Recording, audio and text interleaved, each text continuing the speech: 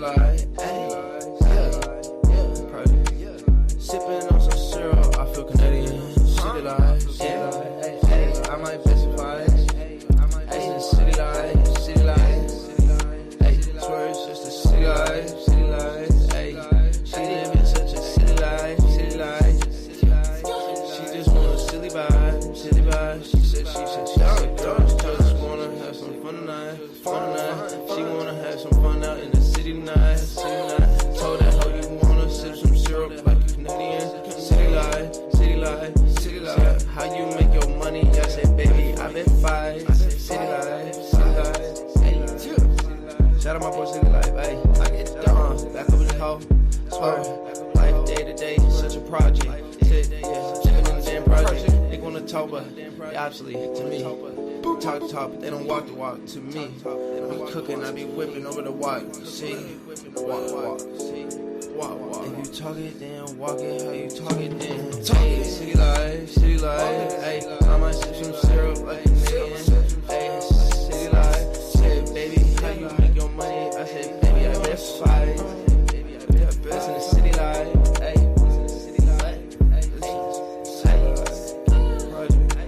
City life, I said, this bitch wanna have a city life. Roll through to the city night. I said, every shit from syrup, you gon' feel Canadian. I said, yeah, God bless America, I'm American. I said, pull up to the city tonight. I am the GOAT capper. Do not go against my picks, or you will get demolished. I'm the GOAT at this shit. You know this. You know I'm talking to. Ish, I'm talking to you. I'm the GOAT at this shit. Don't go against me. Ever again. We boys though.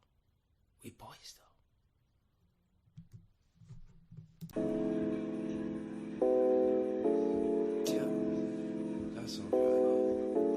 That's hey. City light, sipping on some syrup, I feel Canadian. City light, I might specify. City light, swear it's just a city life, she live in such a city life, she just want a silly vibe, she said she just wanna have some fun tonight, she wanna have some fun out in the city tonight, told that hoe you wanna sip some syrup like a Canadian, city light, how you make your money, I said baby, I've been fight, city life, shout out my boy City Life, ayy. I get down, back up in the hoe. Swear, life day to day, such a project. Chicken in the damn project. They gonna talk, but they obsolete to me. Talk the talk, but they don't walk the walk to me. I be cooking, I be whipping over the walk. See, walk. If you talk it, then walk it. How you talk it, then talk it. City life, ayy. I might sip some syrup like a Canadian. Ayy, city life. Said, baby, how you make your money? I said, baby, I best fight. Best in the city life, ayy. City life,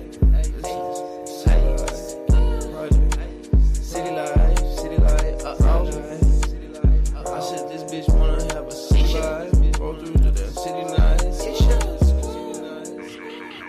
I said, every shit from syrup, you gon' feel Canadian. I said, yeah, God bless America, I'm American.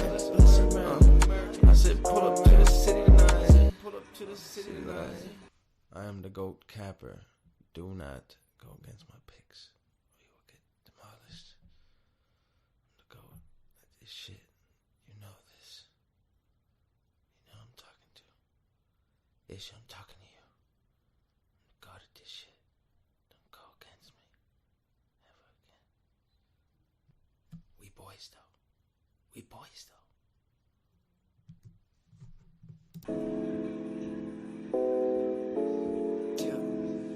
That's all right.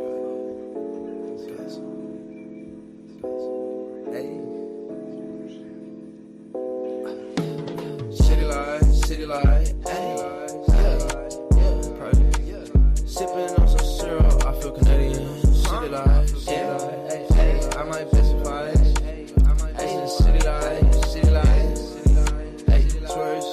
city life, city life. Ay, she living such a city life, city life.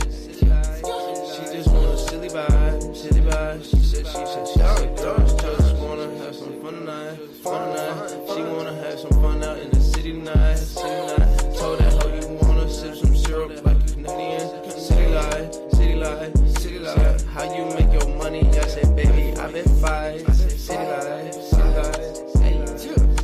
Shout out my boy City Life, ayy. I get done, back up with the hoe. Swear, life day to day, such a project. Sit, yeah, living in the damn project. They gonna talk, but they obsolete to me. Talk the talk, but they don't walk the walk to me. I be cooking, I be whipping over the walk. You see, walk, walk, see, walk, walk. If you talk it, then walk it. How you talk it, then talk it. City life, ayy. I might sip some syrup like a Canadian. Ayy, city life. Said, baby, how you make your money? I said, baby, I been fight. Baby, I been best in the city life. Ayy, city life. City life, city life. I said, this bitch wanna have a city life. Go through to the city night. I said, every shit from syrup, you gon' feel Canadian. Canadian said, yeah, God bless America, I'm American. I said, pull up to the city tonight. Pull up to the city tonight. I am the GOAT capper. Do not go against my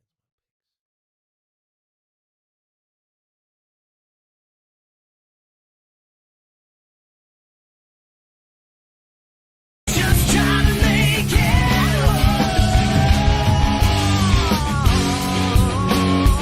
Even in a crowd, you're still alone.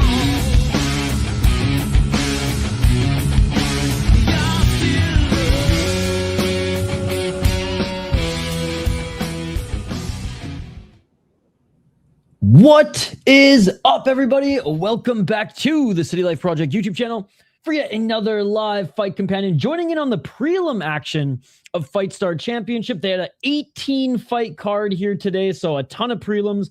I believe it's a 6 or 8 fight main card. Oh, and this fight is over. Right at the end of the round, it looks like the... No way. No way. Did Balraj Singh lose? He was looking good. He was looking good in the first round. Oh my God. Oh my goodness. Oh my God. I got to see the replay here.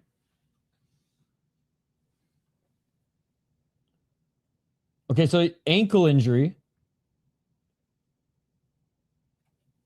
What's going on, sis?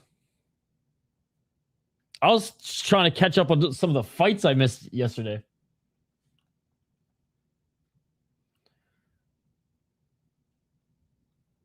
Okay, so he was hurt earlier in the round. And yeah, when I kind of just sat down here and was ready to go, he was in the dominant position going for the choke.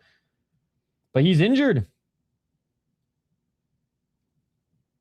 Damn, Joe Horwood taking this one. Now 3-5 as a pro.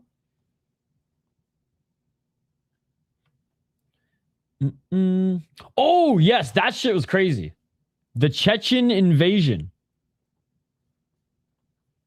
I actually, I only saw some headlines, but James Lynch made a video on it, so I was going to check it out later. Yo, what's up, Red? I haven't read the whole story yet. I'm excited to, because I'll probably talk about it on member stream. Oh my God, dude, it's fucking Conor McGregor all over again.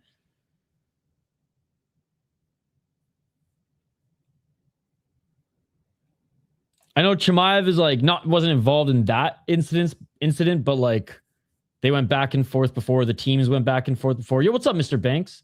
Inside the cage. What's up, Hoggy from home? Yo, Red yesterday. Man, thank you so much for sharing all the highlights for like everything earlier in the day. I appreciate it. All right, so Joe Horwood takes it. Joe Horwood takes it. Either doctor or corner stoppage there. And God, again, the Indian fighter who is going to save Indian mixed martial arts is from America. And his name is Master Kara, ladies and gentlemen. Now, people are going to hate on him because of his style, but he's undefeated, Fury FC champ. Didn't get signed to the UFC because of, couldn't get the rear naked choke after 3 rounds of back take on his opponent. Yeah. I know they went back and forth, I think, online, and when Fozzy was at an event, or maybe it was a past fight that they were going back and forth on. But, yeah, I got to see the whole story because that's just crazy. And, like, again, I haven't even seen if Fazl's like using it as an excuse yet, but like, obviously, that can rattle you a little bit on the biggest fight week of your life.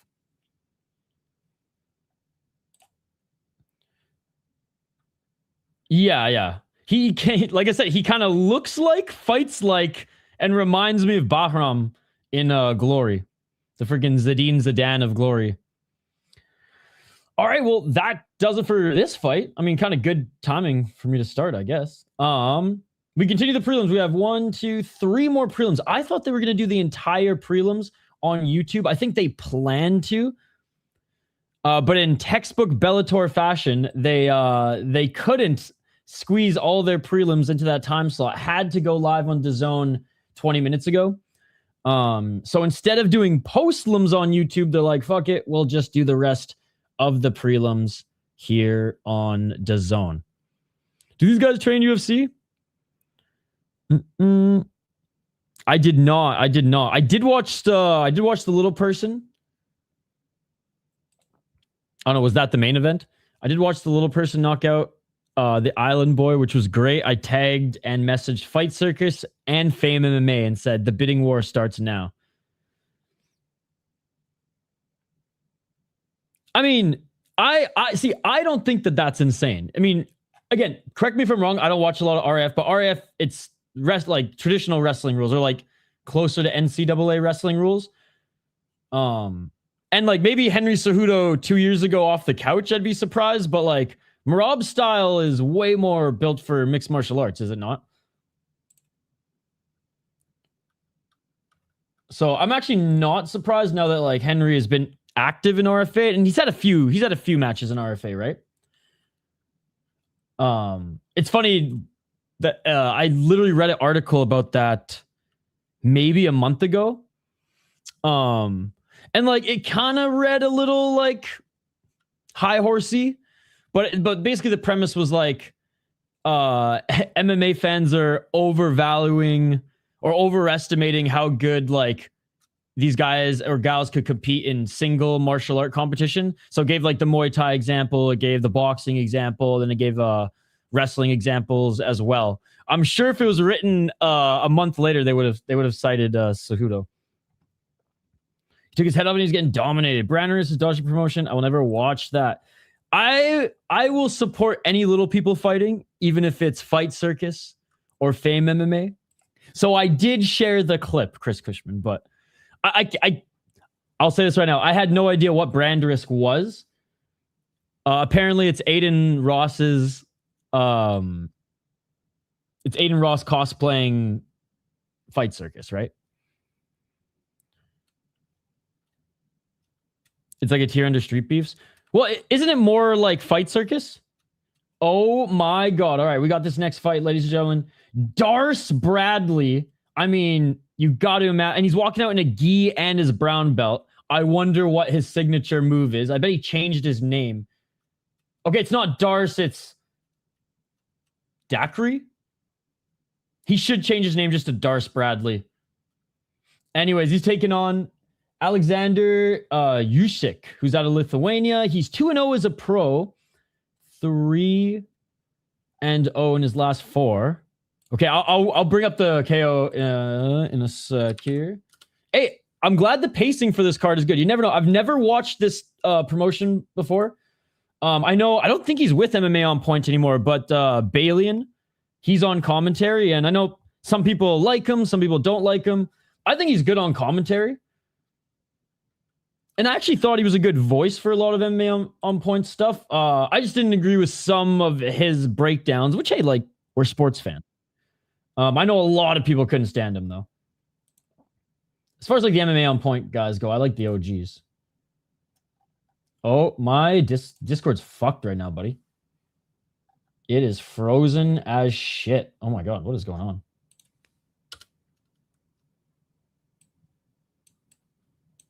What the hell? Guys, got to restart it, I think. There we go. Yeah, nothing. It wouldn't scroll or anything. Was it like Hakparas bad?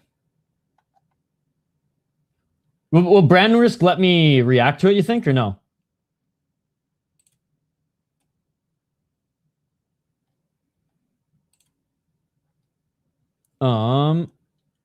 Oh, so never mind. It was Juzik who walked out in the freaking gi. My bad, chat. My bad. It was freaking Juzik who walked out in the gi. Armbar, heel hook. All right. Bradley now walking out.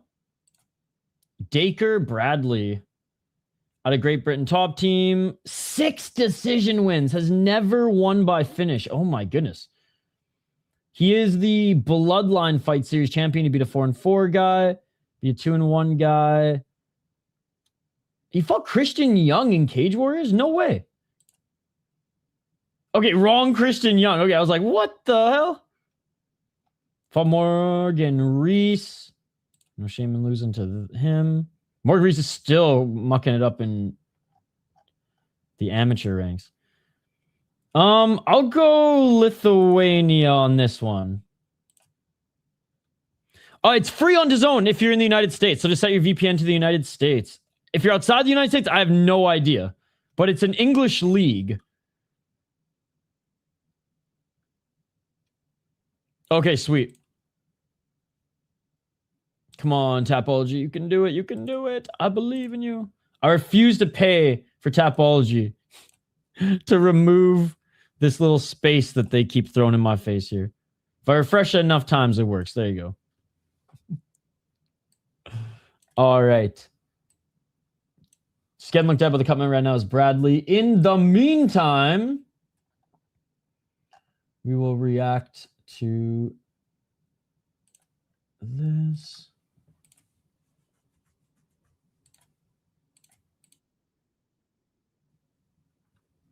In Brazil, it's on DAZN too. Okay, sweet. I didn't know if it was just America or not. Oh, fuck. Damn it, I'm going to have to refresh this 100 times again, but... Actually, no. This is what I'm going to do.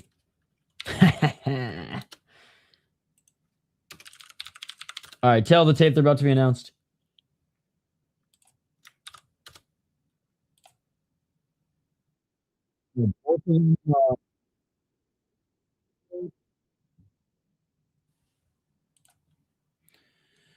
I have no idea who they are, no idea who's good, but dude who got the KO is being walked down big. Oh, so it's a comeback.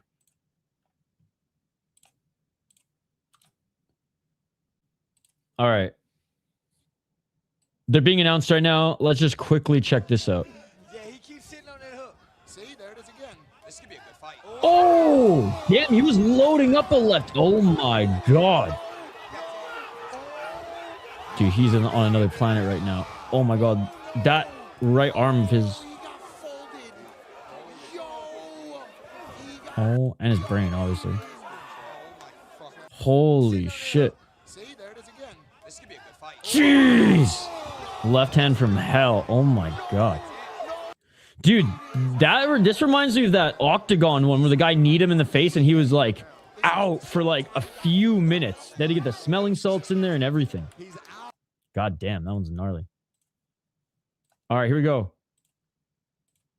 Round 1. God, dude, that's so crazy. Let's get it all. In the big gloves, too. Oh, Juzik.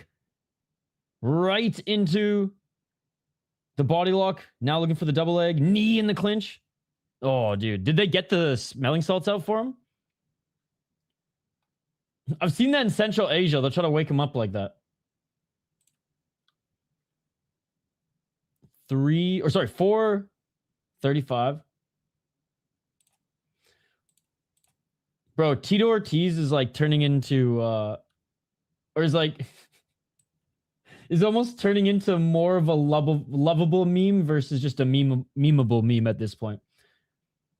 I was happy to hear his broken English again, talking up Cyborg last night. He was, I think, one of her first managers. Oh, man. That's, in the clinch still, looking to get that takedown is Juzik. Bradley's been pinned up against the cage, but unable to be taken down just yet. Getting round number, time of round. Yeah, and you know what? Boss move, taking the fight at 42 years of age against a chick who missed by 7 pounds, and she went 5 rounds. I don't care if she didn't look like she was in her prime. She's not. She's 10 years out of her prime. And she beat a yapping UFC reject who missed weight worse than Patchy Mix did in Japan. So, fucking right, Cyborg. Dude, yeah. Oh, but what about the steroids? Bro, every motherfucker's on steroids. All you motherfuckers on steroids, especially that time. The Diaz brothers were the weirdos for not being on the shit then. She missed by a Hamzat. Yeah, what's the worst weight miss in recent years? Was it Hamzat, Vieira, or Patchy Mix?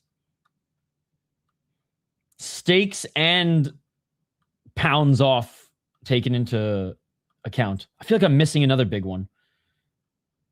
All right, the ref is saying, let's work, as, look, Juzik, maybe a talented jiu-jitsu guy, but he cannot take Bradley to the ground. Now he's just swinging his body around. Trying to get him off balance. That's true. Oh, yeah. That wasn't in the most professional of leagues, though, but yes. Crazy that he's a champion in some random North American promotion now on Spectation Sports. That is crazy. So he went full like Mayhem. Remember Mayhem's like last fight? And he was like something astronaut. I think he was like 14 or 15 over or something like that. God, what a rise and fall and rise again. Like I would say Mayhem is like more in the good graces of MMA fans now than even Rampage. And again, I think it's just because he's doing his streaming thing too, but still connecting with the MMA fans a little bit more, which I was always a fan of Mayhem. And that's why I probably was the most disappointed in his fucking downfall. But I'm glad he's doing good in life now. It directly changed. Yeah, Nate and Leon's career.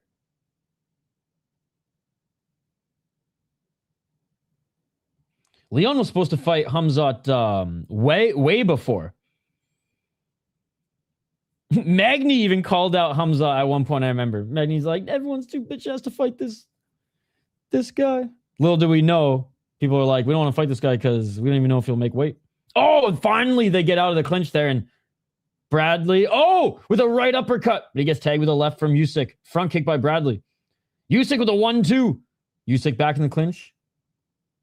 I mean, Jusyk's going to win the round based on control time and kind of just matching the striking exchanges here, but definitely not a statement round by any means. And Bradley's still in this, as he didn't take much damage in this round.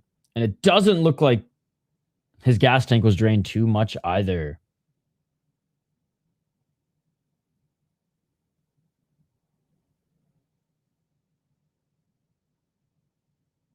Knee by Juzik. Dude, this card's at a perfect time too, especially if the pacing continues like this.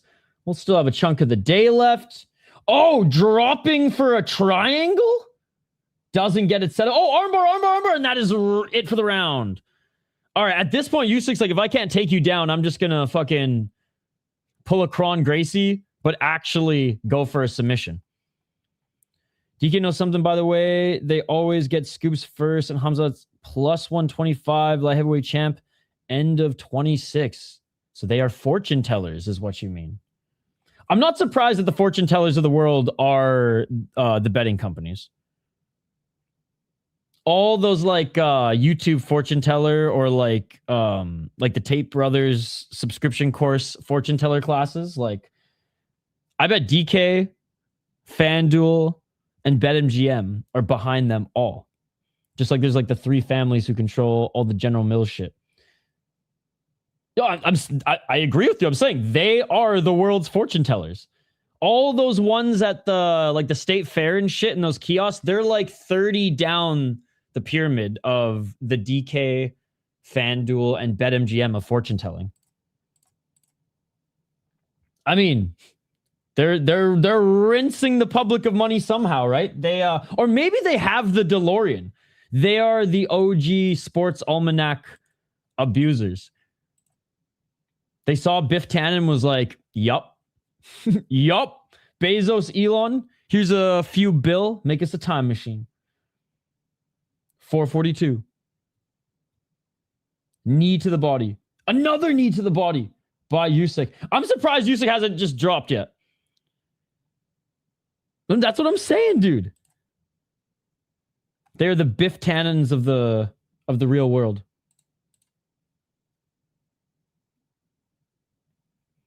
It ain't the most pretty, says the commentary, and they are correct. Oh my God, this will be crazy. This will be crazy. Bradley now drops.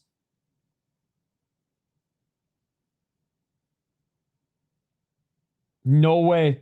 Bradley's going for a fucking arm triangle choke. This would be crazy if he submits the submitter. Nostradamus. And he gets out of it, and Juzik may be able to stay in this top position here. Juzik may be able to get his back, but I mean, Bradley hasn't been able to do much at all in this fight. Dropping for a fucking... I don't know if it was a ninja or Darce. They were too scrambled for me to even see where the arms were. But now back up to their feet, and Juzik looking for the body lock again. And this is why this was on the prelims, ladies and gentlemen.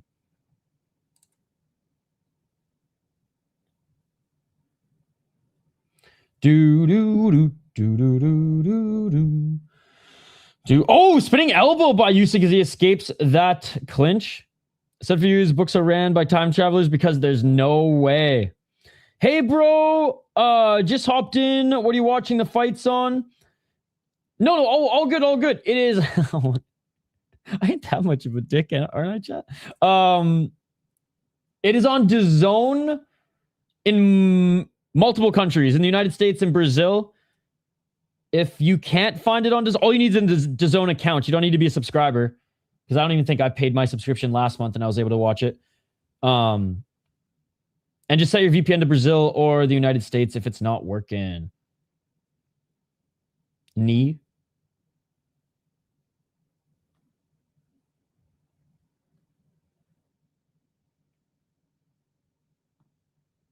Bradley not pushing Juzik up against the cage. Dude, yes. Yes. I'm going to wait a few more fights personally, because I want to take a break only 28 minutes in. But we got one twisted, ready to go. I'm fucking stoked. I'm going to do I'm sore shit. Usually I take Sundays off and just catch up on work shit, which I'm halfway through the Dana White Contender Series highlights. They'll be out later this evening. Sorry I couldn't get to them earlier. I only got a little bit of work prep for the week. Most of it's going to be done tomorrow. We got State Fair on Thursday. We got a huge week of mixed martial arts stuff, guys. The finale of Tough, Dana White Contender Series highlights. They're still clinching, by the way. There's nothing to commentate. We got Dana White Contender Series preview stream, Dana White Contender Series fight companion, Road to UFC preview, Road to UFC stream. I've already posted every single fighter highlight for Road to UFC. Do that, dude. In the boxing, yeah. Fair enough.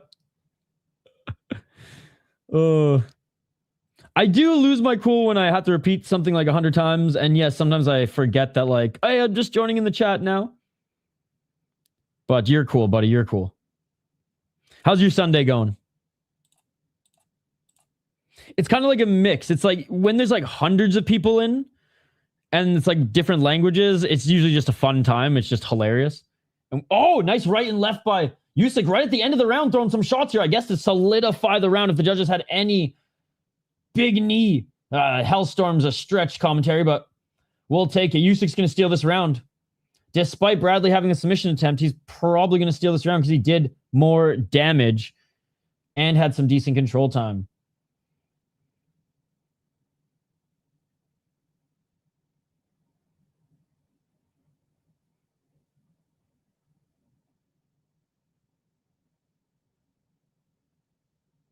Man, there's nothing going on. I'm like thinking, what are some possibilities here? Escaping the clinch and throwing some shots that Juzik did. Now he's going for the single leg.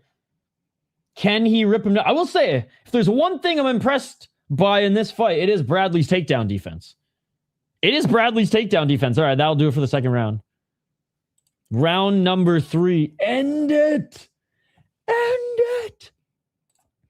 By the way, super fun stream tomorrow on the Soda Pod. I, unfortunately, am probably not going to make it. First time in 5 years that I won't make the prospect ranking, preseason prospect ranking stream that we've done 5 years running on the Soda Pod. I just, quite frankly, was too busy with this channel and too busy with work to be able to watch enough tape on a lot of the Wild's prospects, some of their new prospects, to make a ranking. But I will be in the live chat tomorrow, and I'll share that with you guys.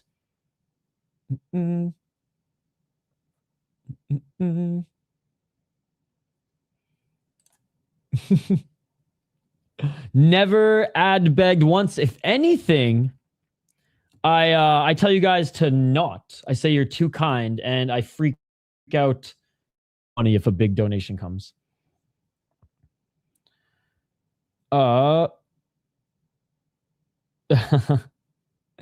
If you're fluffy, what do? Move divisions? Maybe he moves down. I would give it one more fight. One more fight against a top. There's not many top guys in the division, but a top guy in the division and or a guy still a little bit bigger than him to see if he can still hang, but definitely tough enough.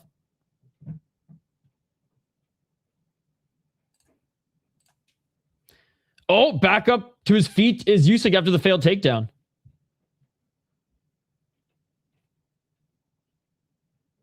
Yeah, sometimes you got to give it back. Sometimes you got to ignore it. The only thing that really pisses me off on the channel is people defending the unified rules.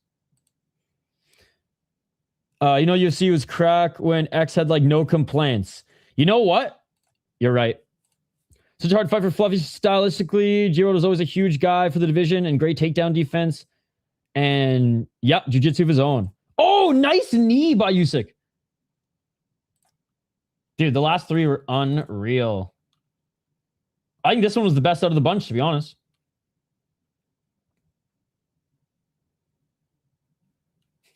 The heavyweights not pulling their weight, but the women were. I mean, Carly Giudice is always going to pull her weight. Back into the clinch. Oh, sorry. I literally yesterday I said the same thing. I see cards. I think mixed martial arts. Oh, left and right by Juzik. You know what? Jusyk's striking isn't bad. Why doesn't he just do this for the remainder of the fight? Knee by Juzik, and he's just putting it on him. Jusyk's just putting it on him. How could someone watch JMMA and still defend the unified rules? I know. And they say, oh, health of the fighters. Yet you're the ones who only want brawls in the Ultimate Fighting Championship and not technical fights. And furthermore, more studies are coming out that are basically arguing kind of like the boxing argument. Sustained damage. Oh, finally getting the takedown and back take is Juzik. Oh my God, no way. Bradley just reversed and now is in full mount. All right, maybe Juzik shouldn't be walking out in a gi if he can't fucking keep Bradley on his back. That's crazy, bro. You and that dude going back and forth about Minnesota is hilarious. You know what's crazy is like, we have been so cool this whole time. And I kind of like ended it on like a neutral, like, hey, yeah, miss home, but whatever. And he just had to bring up Minnesota as like a jab. And I'm like, okay, I know where you stand on this. If you don't like it here for the cold, I get it. The mosquitoes in the summer. I feel like it's a pretty Like the people here are pretty balanced, which is why I'm here.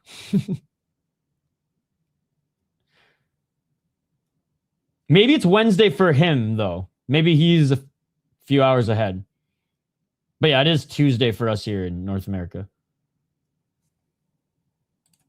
Still in the clinch, bro.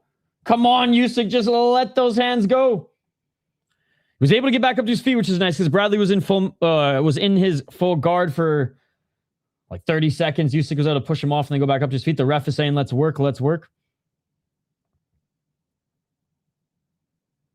Dude, I want to go so bad to a contender series. Like the tickets are probably all sold out now. Simple fix. Unless they just put them on sale after each week, but I doubt they do that. I wonder how much on the secondary market. I bet they're fucking insane. I bet like $400 to start. And there's the takedown by Bradley. Honestly, I kind of just want to give Bradley this fight because Juzik, what the hell was that? But yeah, I don't know. I probably Juzik all 3 rounds. Back up to his feet. And Bradley, I mean, if he was a little bit more aggressive, he might be able to steal back this round because Juzik did go ham at one point with that blitz.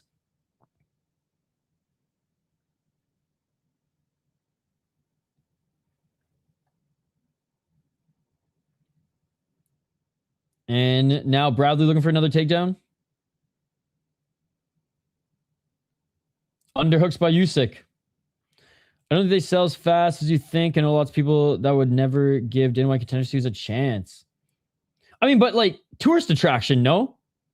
Isn't Vegas all about show? To them, they're insane. I mean, maybe I'm underestimating how many Dana White Contender Series fans, or I'm overestimating how many Contender Series fans there are. If it was in my, I mean, dude, like LFA is, I have to buy my LFA tickets ahead of time in Minnesota because they sell out. There's so much interest in it as you have in Jake Paul. Yeah, but like one is real high level competition and one is hashtag ready for camp. Vegas has so much. Exactly. But so much that's pricey. I'll be there weekly. I know, like, if I had the money, I would be in Vegas for the next 10 weeks. I would literally just live there and do Contender Series content every single week. Maybe, hopefully someday. Maybe if Contender Series gets to like season 15 and we're still doing this channel and I didn't die at 35, which I'm projected to die at 35, given my lifestyle, which is no sleep and godly amounts of caffeine. Be so sweet. I mean, you know what?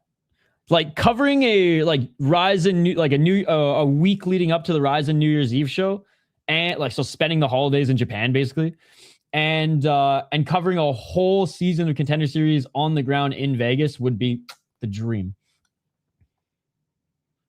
No way, dude. That is amazing. All right, unanimous decision. Aleksandr Juzik. Yeah, I won all 3 rounds, but given his tools, not exciting fashion by any means. Credit where credit is due to Bradley for his takedown defense and able to get a couple takedowns of his own.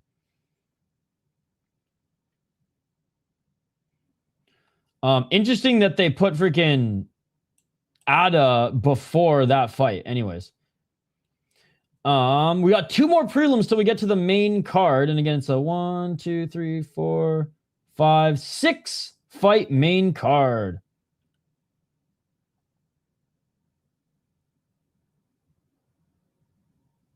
Oh, she handed him the mic. She broke the rule.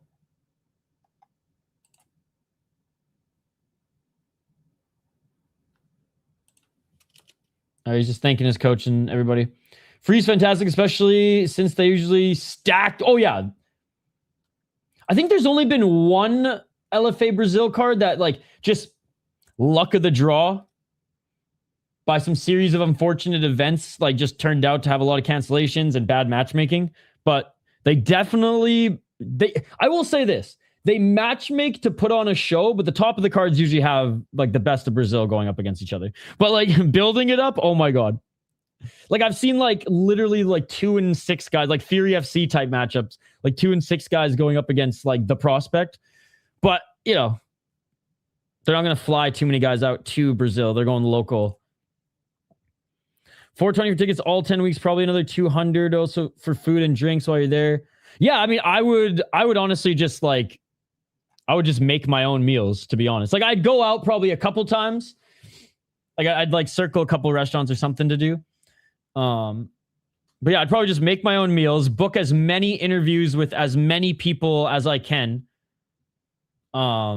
If like a few homies would come out, then maybe like, depending on how many days people stay, like I could just, we just pitch on, I don't know, Airbnb or something, but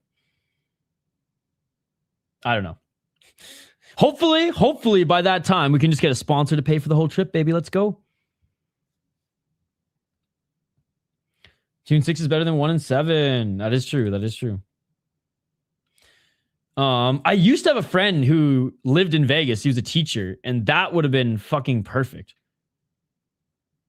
I will never be able to get a press pass. I mean, LFA denies me a press pass. I don't have, and I quote, enough hours covering the sport of mixed martial arts. So yeah, no, I can't go to any Fight Pass shows with a press pass. I actually, you know what? There was only one promotion that like was so stoked and was willing to like roll out the red carpet and invited us to do content with them week of. But that's BFL in Vancouver. So, if and when I go back home to visit, hopefully I'll try to line it up with BFL. And because they're awesome. They're friends of the channel. They clip me freaking out about their grip percentage and shit and post it all over their social media. So there's one. Then take the time, ref and judging class, get your 90%, and then you could ask questions with it. Yeah, BFL's legit, man. BFL's legit. They're awesome. They're awesome. And I love how they are Vancouver's and British Columbia's, dare I say, Western Canada and even parts of the United States. Like they're the Pacific Northwest's, across border Pacific Northwest League. Hey, what's up, dude? Good to see you. Good to see you. All right, let's get to this next fight, guys. Again, big shout out to the homies who are hanging out and watching combat sports with us on a freaking Sunday. All right, Kevin Azouz, ladies and gentlemen, à la France. Tabarnak de calice. Le français est ici. Have you ever thought about taking the ref judging test? It's hard. I heard you got to watch a fight and identify all the subs and shit. You know what would be cool? It'd be fun to just test myself without any research or without any studying, and then like take like a couple months to study or whatever, a month, and then do it again. Shout out to the new hire at Tap doing live updates. Hey, Tapology loves their English leagues. They hate Fury FC and they hate everything that we like, of course, Half Dead Frank, but they are doing the updates on this league. I didn't even know this league existed, and that's no shame. I don't know too many of the smaller leagues in England. I used to follow them late 2000s. Funny enough, because a lot of them were on a Canadian cable network TV show where they were just it was called Fight Network. They actually show the rise and stuff for Canadians on YouTube now. But that, I forget what the name, it had a different name back in the day, but it was really cool. Like they would just try to buy rights for whatever they could to be able just to show it, even if they were old, new, live, tape delay. They would show Pride FC back in the day in Canada as well. So I long and the short of it, I used to know like Bama and shit was all on there, but I am not as dialed into the UK scene these days. But a former MMA On Point contributor and host of, I think, some of their podcasting stuff, Balian does the commentary for this. And was it FCC? The other MMA On Point guy, Jason, he does commentary for them. There's like 23 subs in the Chandler. Fight They Show. France. Je suis... I'm from Canada. Donc, mon français, c'est la très mal québécois. Mais je peux comprendre presque tout. I don't speak much anymore. Je parle pas beaucoup avec les autres qui parlent français, donc mon français, c'est très mal. So I'm sorry. But I can read it still pretty well. Je peux lire et comprendre presque tout. I think LFA has multiple admins because sometimes they have really good posts and it's like, okay, you don't got to ruin it. Then they keep going. It's like Don when he was on X. It's like Don T now on his fucking Don T social. Big T social. Yeah, probably. They probably run, honestly, they probably cycle through interns as well, to be honest. And then maybe hire them for super cheap. And then once they get better work, they're like, peace.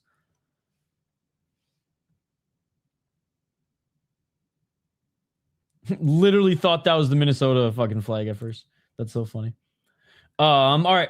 Imran Hassan making his pro debut, 3-1 as an amateur. Oh, and he fought in IMAF and he beat a 13-3 guy in his last fight. 4 submissions, 2 KO, TKOs, 6 decisions. He's never been submitted or lost via decision, but he has lost 3 times via knockout. Azouz fought in Eris a little bit. Love Eris. Beat a 2-3 guy. Lost in Cage Wars. Lost in Air. All right, so he lost in Karate Combat. So he lost in good promotions. Yeah, I'm going Hassan, bro. I'm going Hassan. I'm going with the IMAF guy with experience. Like where they said it's 36 a year. If you use it every week, that shouldn't be a big deal. And if it is, you can sign in for less ads. I was okay. This is a good point.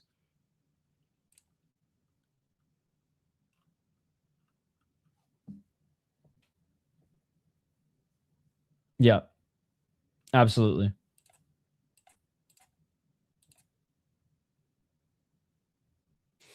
Put it this way, though, chat. If you see me up and move back to Canada, it means BFL hired me in some capacity for a day job or content.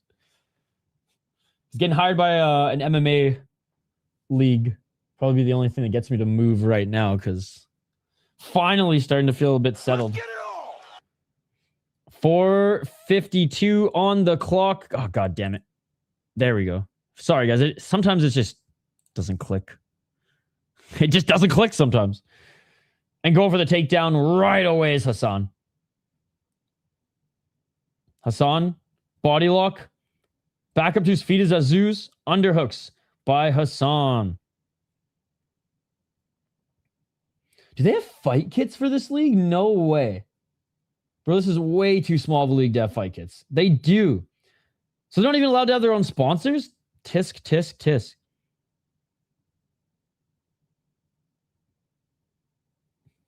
I don't know, man. The kid's going to cost you way more in a year than fucking... I think $40 is worth it. Not that I ever had to, but like, I would. I have nightmares about having kids, bro. I don't care if it's uncomfortable. I'm wrapping that shit up 4 or 5 times. Oh, rug burn over children all day, every day. That'd be my life would be over. Sugar and being a father, biggest fears. Trump's heights by a mile.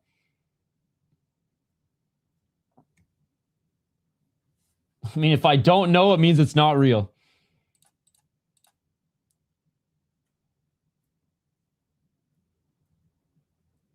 It's in half guard. Hassan. Oh, I mean, already a more active and fun fight than the last one. I did text TV. TV girl again. 253. Okay, now you're freaking me out. I really should text her again. Half guard still, but trying to get into side control. He's basically on his side right now.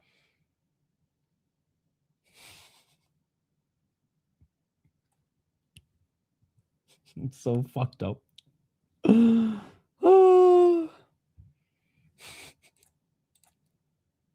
Oh! Kimura attempt. Oh, no, he might just switch to an armbar. He might just be setting up the armbar here, pushing against the cages as Azouz. Hassan now literally sitting on the face of Azouz. Wasn't able to get the arm leverage here. Let's see if he can... I mean, he can go over the Sloyev stretch.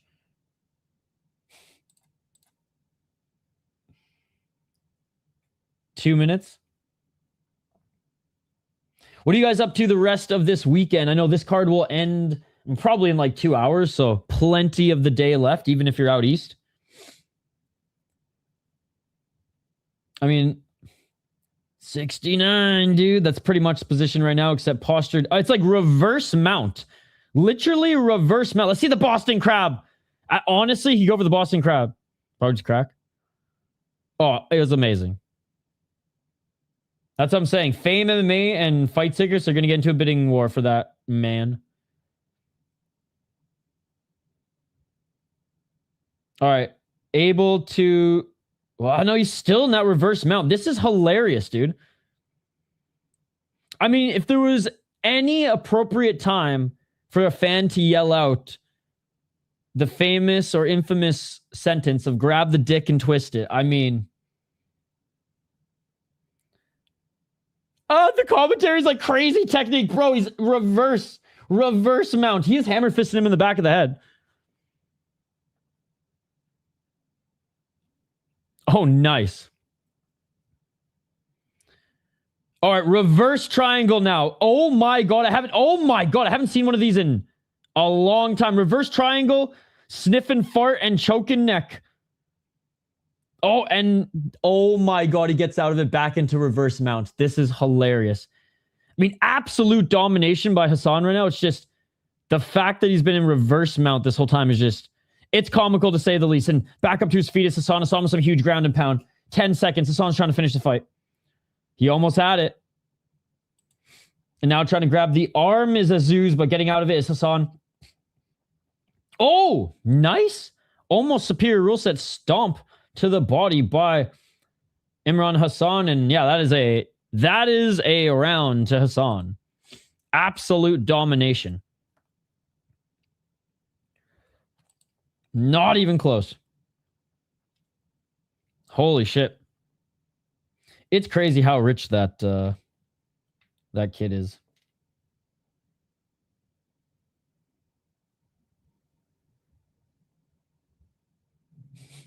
It's so funny the position he tangled himself in. But yeah, that reverse triangle, I mean, it was nice.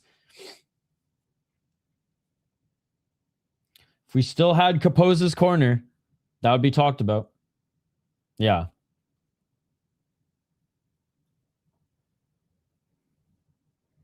Man, if I even had like 4% of that money, I'd go to every fight show. I'd be on a plane and or road tripping, hitting up every fight show possible, every hockey game possible, yapping about it all.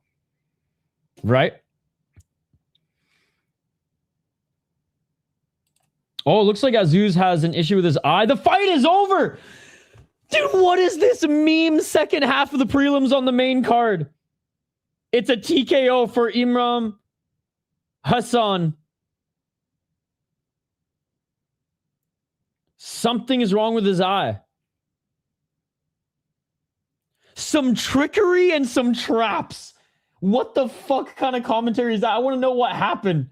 Literally, the commentary was like, it was some trickery and some traps. What the fuck does that mean?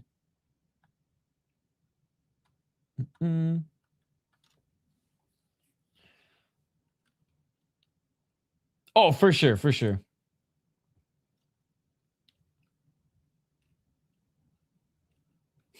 Dude, I could maybe actually gain 30 pounds because I could fucking eat more. I eat well and I'm dialed and I'm way more dialed into nutrition than the average person. than a plebeian. But I do need to eat more for how much I exercise, and I just literally can't afford to. So it is what it is. Imagine 3 years. Bro, if I'm even worth like 70 grand, I would be fucking happy. If I can make 70 grand a year even once in my life, I've passed go. I've collected $200. That would be crazy. That would, I mean, like that would be, it would be, yeah, it would be, or yeah, Pereira's son, or like Silva's son, or like, I don't know how old Chuck Liddell's kids are, like Bisbing's kid. Hey, what's up, Moyes? How you doing, buddy? Yeah, I'm not going to sit here and pretend that I would. I do have some student loans to keep paying off. I would definitely, whatever debt my siblings or parents would have, gone. But you know, sis, it's interesting that you mentioned that. So I've started to work with a lot of professional athletes, and particularly hockey players and professional baseball players who are kind of on their last contract. And I talked to a few of them about how like they had to like cut family off because of being too generous. It created the illusion in the family and extended family to just be leeches. And then there was like a psychological issue he would have to like, a psychological and moral issue that he or she would have to face because, you know, I'm the one working for this. And it's less of a loving or just relationship and more of a dependency or, you know, ATM at this point. So it's just interesting all around. I've been actually talking to a few athletes, but now there's some where I'm like, okay, like you got, let's put it this way. Some of the NFL players that I've talked to, I'm like, all right. But like, you know, hockey players until today, literally the last 2 years, hockey players have made the most money ever.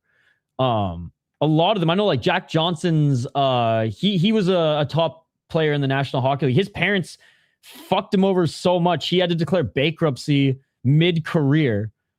And luckily he was boys with Sidney Crosby because he got the Pittsburgh Penguins to sign him for a deal where he was worth a little bit less than the deal, but it helped him get back on his feet. Dude, it was so awesome, Bubbles.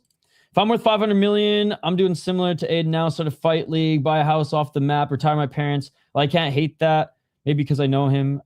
Yeah, look, I'm not a fan of that guy's content. And I'm not going to sit here and say that I know about it, controversies or not. I don't know much about that guy at all, other than he was a kick streamer or a streamer who blew up because he met LeBron James and played 2K with his kid.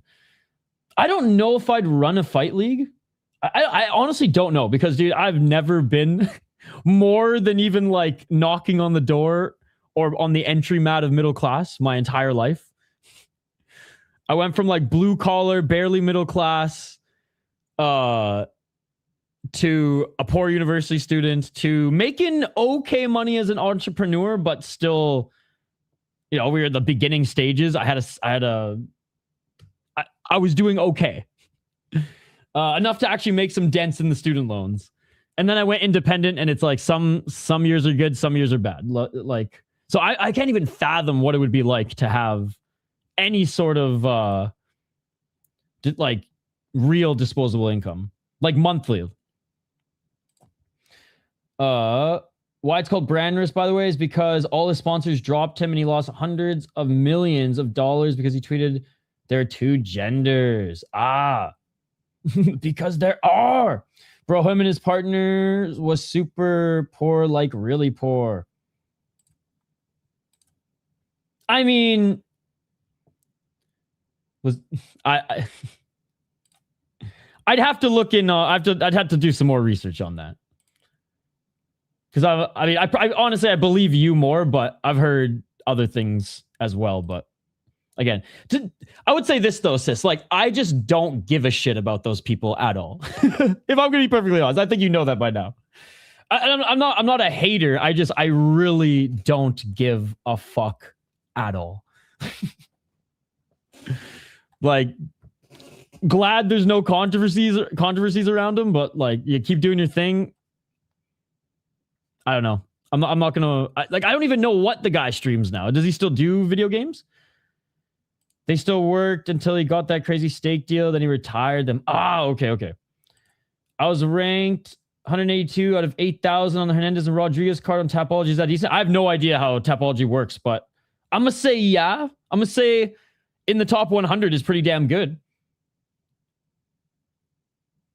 This card is on DAZN. It's on DAZN. All right, I think we're on the featured prelim here now, chat. Finally on the featured prelim. It looks like there's a tournament. Weird, but not bad. I guess just like I feel like I skip so much of stuff that's worth supporting that that is just never even going to be on my board, you know? I felt bad I wasn't able to support A1 this weekend. So there's no way I'd not, or maybe A1 was on at a different time, but you know what I mean? But that's a personal thing. That's just, no, it's on DAZN. All right. I mean, don't get me wrong. Every now and then I'll tune into a little person fight. Shout out to Fight Circus.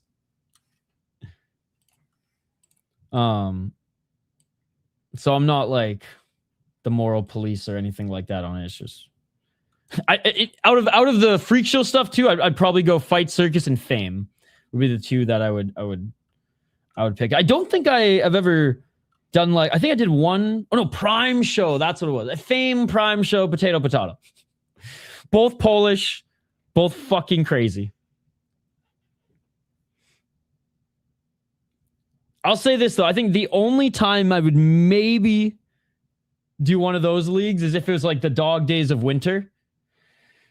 Because when the UFC stops, a few leagues rise to take that shine. But right in the first half of January, it is dead for every league. It's hilarious. They got people to like Johnny Manziel too. That is funny. That is funny. You know what's crazy? When we were building THPN, we almost partnered with Action Park Media.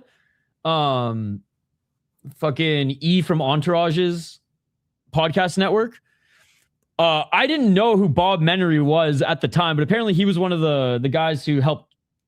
He was one of the partners for that. And Action Park Media has essentially gone under these days, and the podcast network that I started with my buddy and he still runs is still going strong. So I was talking to him yesterday because I was talking to there's a hockey player who had a podcast on that show, and he was one of the flagships, and once his and this other flagship left or quit, there's just a lot that went into it. But yeah, I was talking to my buddy who was my he's a friend of mine, and we were business partners at one point, and we're like, fuck, man, hindsight. It's a good thing we just stayed independent for so long. He got fucked up last night. Oh, he's fighting on the card? I saw some promotional things with him. I didn't know he was fighting. But then fell down, and dude didn't stop punching him, so ruled no contest. Okay. All right. Let's get to this next one, chap. Let's get to this next one. Pacing slowed down a little bit here, but that's okay. That's okay. Myles Richard, unbowed. If he didn't have eyebrows, unbrowed would be even better. You got fucked about Manziel too? 1-1. Yeah, I remember when Manziel signed in the CFL, so many closeted or recloseted Manziel simps came out of the woodworks and were just like, oh, he's going to rip up the CFL. Yeah, and he just fucking sucked. Johnny beat Bob last event. Myles Richards, like I said, 1-1 as a pro. Has done some modified boxing. Beat a 4-5 guys. An amateur. Beat a 3-0-1. He lost to Mokaev as an amateur. He took Mokaev to decision. Lost to Loner Kavanaugh Okay, so he's tough. He's tough. Kavanaugh and Mokaev to decision, even in losses. 27 years of age, making his third pro fight. Coming off a loss, taking on a 1-1 fighter as well as a pro, but who is 3-1 in his last 4. He fought in FightStar's amateur ranks here. He won the title against a 6-3 guy and 5-3 guys who he defended it against. And as a pro, lost to a 1-2 guy and beat a 5-5 guy. Oh, man, I don't know. I'll go Myles Richards for the lore. Both 27 as well. You can tell he's the type of person who goes to the bar and is sad if he doesn't get in a fight. Like Phony Turgerson. Like Hank if he did go to the bars. Round 1.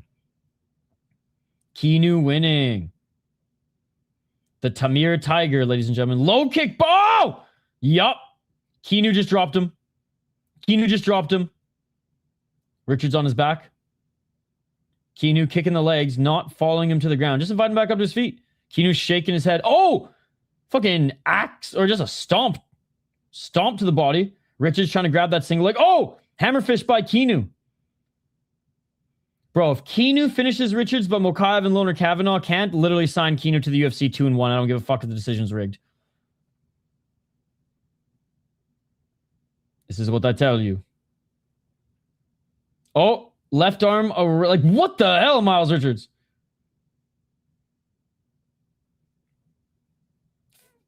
One minute in. Kenu already taking his back. Already taking his back. Okay. Getting free of at least those hooks for Richards. Oh, right elbow. Nice right hand under the shoulder of Richards by Kenu. Kenu, left arm around the torso. Both knees are planted, and he's just beating him up with the right hand. You'd think this was Keanu the way he's beating him up. Oh, what a takedown by Kenu. Lifts him up and throws him.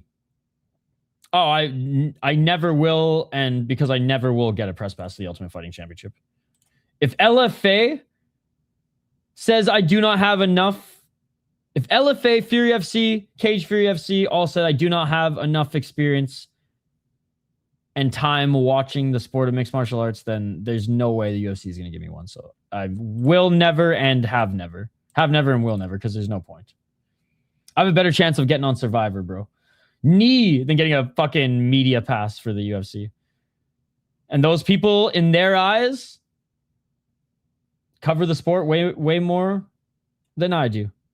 And you know what? I agree with them. I am not an MMA content creator. I'm not an MMA journalist. So there's no point even. But like, I am not a journalist. I'm not a content creator. Though I disagree of their claim that I don't watch enough, I should say, mixed martial arts in their eyes. I can disagree on that, but I am not a content creator. I'm not a journalist. So that I can agree on. I ain't verified on Twitter, bro. Or on YouTube. Body lock on the fence. Kenu was unable to take Richards to the ground there. My buddy Hold the Mayo, though, he's a real sports journalist, but also makes like good like skit comment or like sports comedy skit content. He was able to get a press pass, so stoked for him. Yeah, but that doesn't matter at all.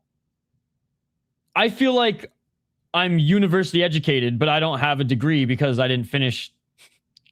I was in school longer than anybody I know, but never finished 3 of the programs I dabbled in. Yeah, that doesn't matter, dude. We don't live in a world where that matters.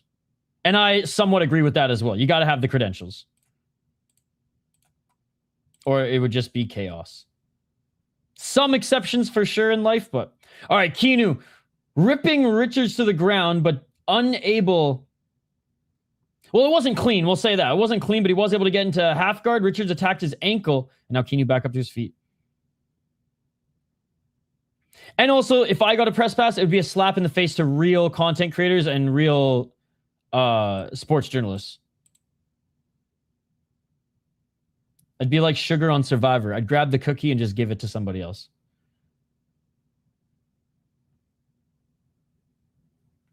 I think I'll just sit in this chair and still buy the Glock, but to defend myself from hockey from home. Yeah. I mean, it'd be the dream to cover hockey or mixed martial arts, but to be honest, like I'm more qualified to cover hockey than I am mixed martial arts.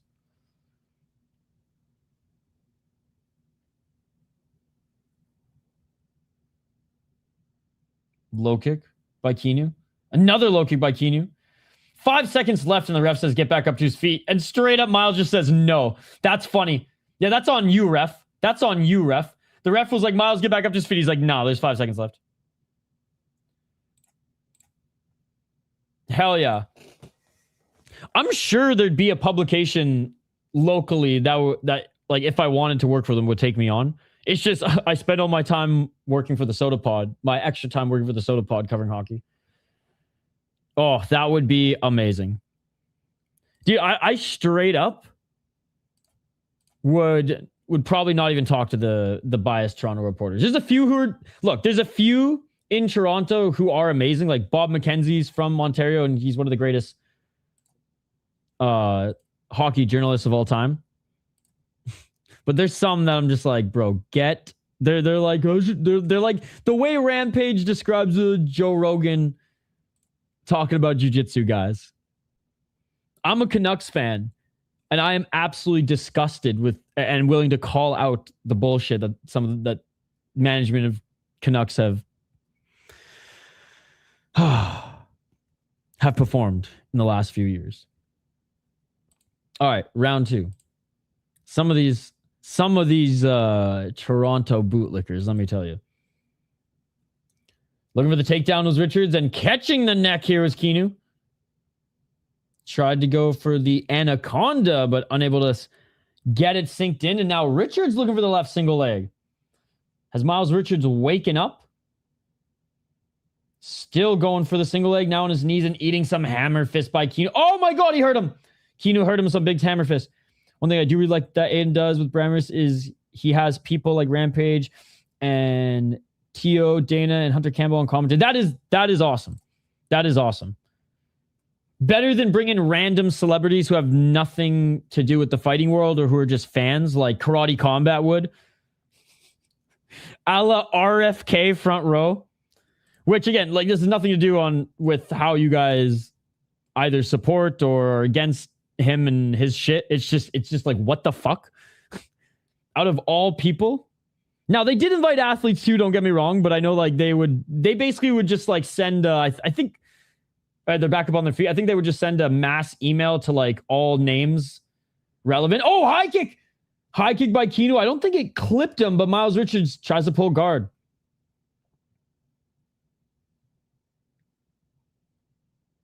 It is true. I think he smokes more than Prates, which can't get much more American than that. Oh, Richardson pulls guard again. Now he's covering up. Kenu. Oh my God. Loner Kavanaugh couldn't finish this guy, and neither could Mokaev. But Kenu Suthakaran is about to finish him, and it is all over. Sign this guy to the UFC. Sign this guy to the UFC. I don't care if he's 3-1. He is better than Mokaev. He's better than Loner Kavanaugh. He was able to finish a guy that they weren't able to finish when he was an amateur. Unreal. Unbelievable.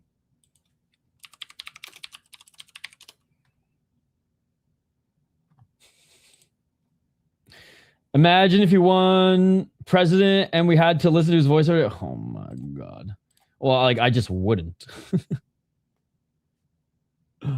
I just wouldn't. I could barely handle fucking Biden, and I can barely handle Trump. You think I'd fucking... Oh my God. I would just literally mute and read subtitles at that point. Yeah, no. Buddy's got the almanac. But he's got the almanac. All right, is it time for a push-up break? What do you guys think? Is an hour and 15 minutes into the stream? I mean, we are moving on to the main card now.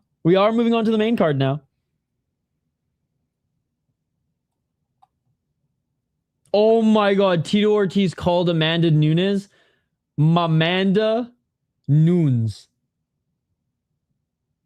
In this sport, nobody is unstoppable besides Magnamenov. Oh, fucking love Tito.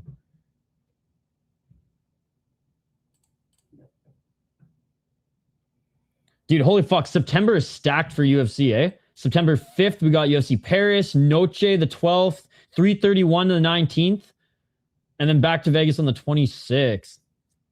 Fucking Edmonton card, bro. Ugh. Anyways. Being announced as the winner is Kenu.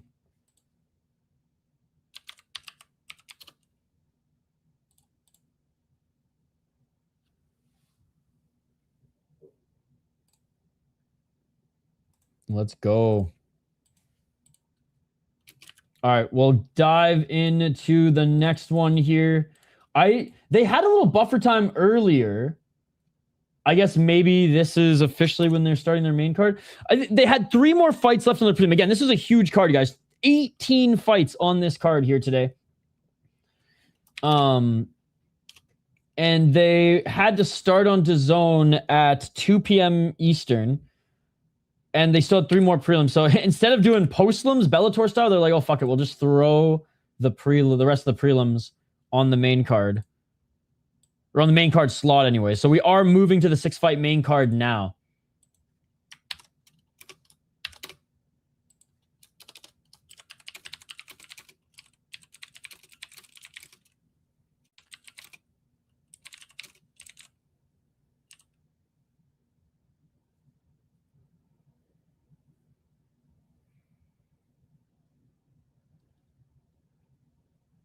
All right, so Kenu, hey, he's like, the interviewer was like, which by the way, what is up, interviewer? Love a good, just simple black dress, eh, chat? It's supposed to be like that? Oh, okay, okay. The description on DAZN here was just said the main card. So I am happy. I'm happy. It just means more and more fights. Because I didn't plan to do the prelims, but then this started and I was like, oh shit, here we go. Although I wouldn't be opposed to postlims Bellator style.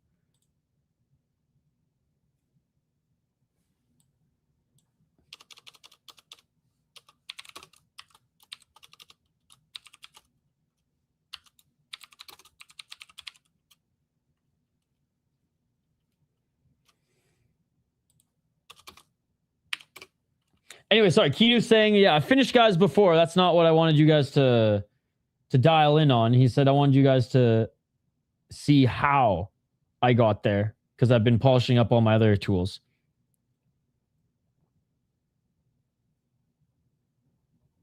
Ah, okay, okay.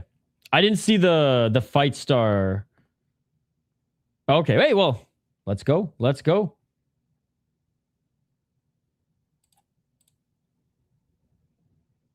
Mm-hmm. I love how she's like, I have to take the mic back, and then literally gives him the mic.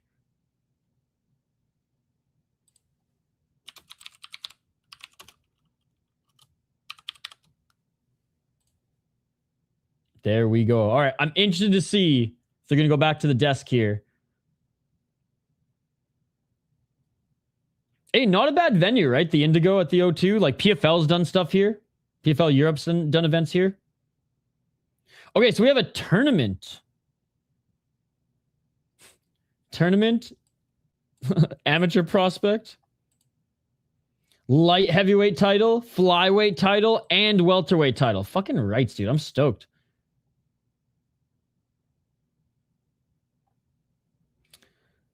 I'm stoked for Cali de Oliveira to slime out Ihor Potieria. That, to be very clear, that is what I'm stoked on.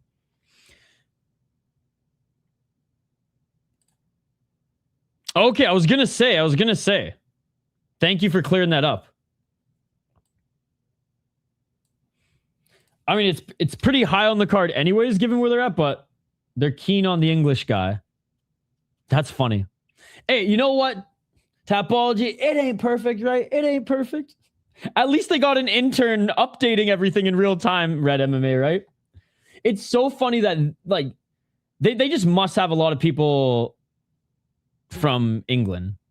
Because all the English leagues updated in a second. Fury FC takes 3 days. I think they got a few contributors in Mexico too, because they are on top of like even UWC. And it's like, bro, UWC doesn't even update their shit quick enough. All right, the 4-man 25K tournament. And that's what we are going to start this card with. Start this main card portion. And Lucas Almeida against Matthew Elliott.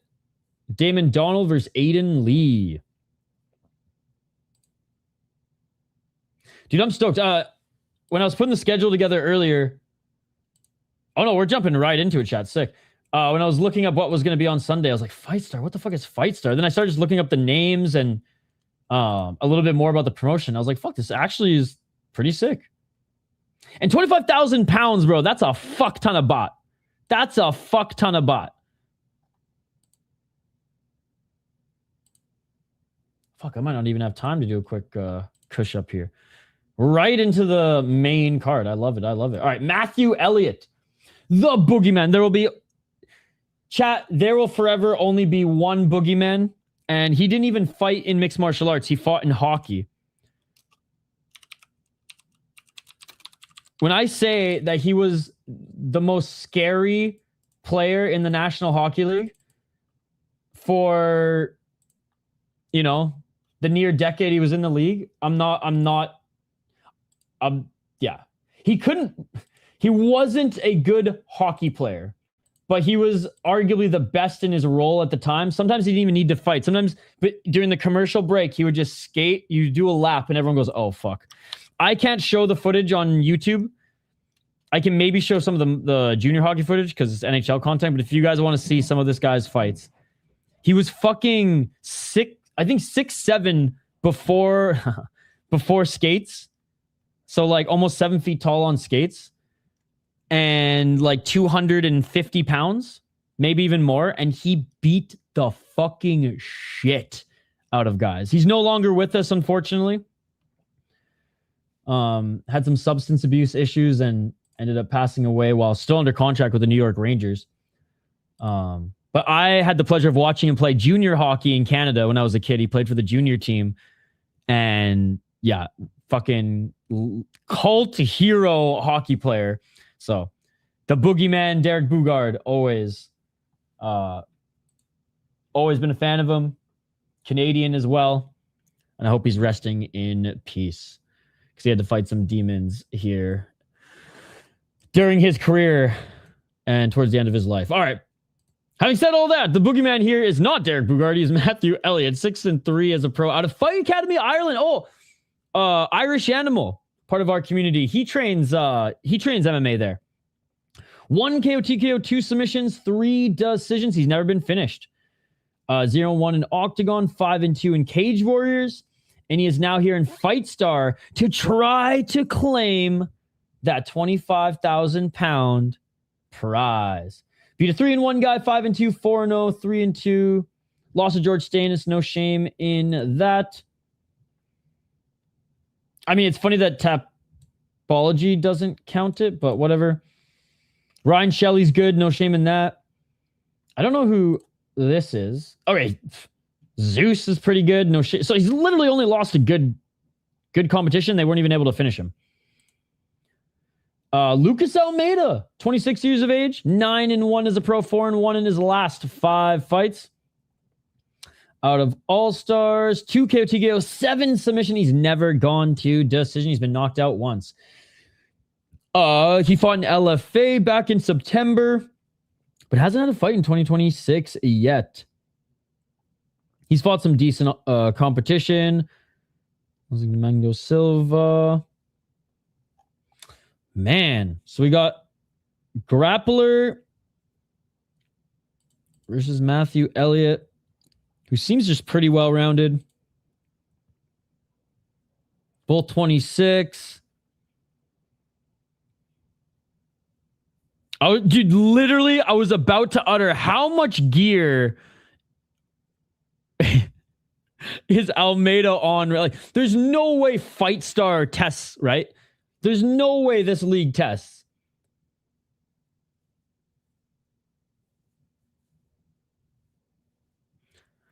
I'm going to go Elliott. He's probably the underdog. Shout to Belfast. Send Almeida to fucking ACA, baby. Send Almeida to ACA. That is my prediction. Let's go. Okay, we'll have to do a push-up after this one, guys.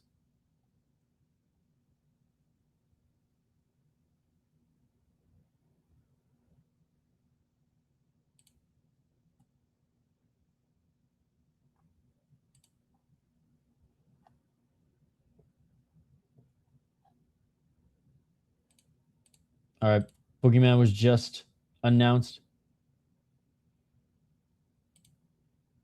Hey, by the way, Jose Medina, Pookie Bear Medina, got a win last night, even after the ref stopped it.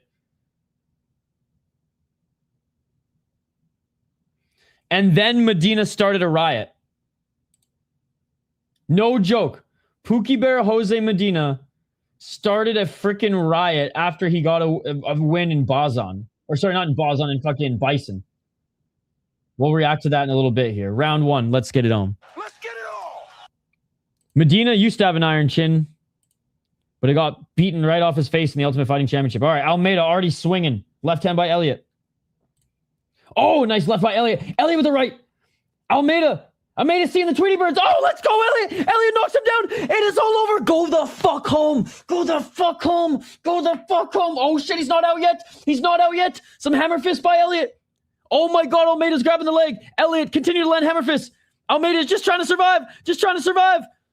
Go back to ACA, motherfucker. Go back to ACA. I know he's never been to ACA, but go to ACA, motherfucker. Go to ACA. No. Almeida's now grabbing the arm. I literally jumped the gun out of my chair. I thought Elliott. Oh, Elliott with more hammer fists. Not even a minute in. And Almeida getting ground and pounded. Was seeing the Tweety Birds. Had the wobbly legs. But Elliott's going to have to watch the submissions here. He's going to have to watch the leg. Lucas Almeida now grabbing his left ankle, but I don't think he's all there yet. More hammer fists from Elliott. He doesn't give a fuck if the decision's rigged. He just wants to...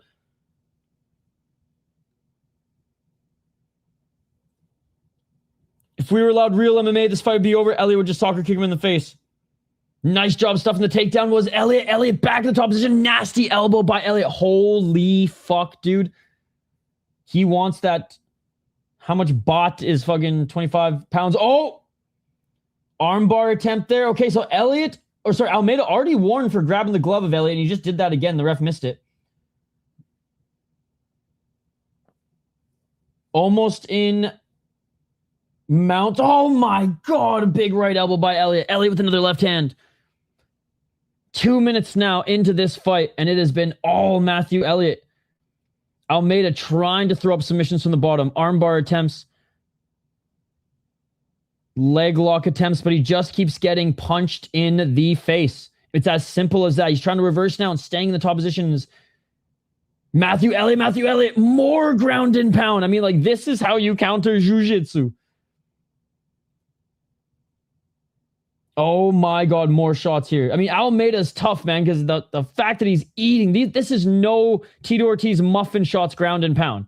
And yes, he's continuing to try to catch the arm of Elliott, but Elliott gets out and just punches him more in the face halfway through the round.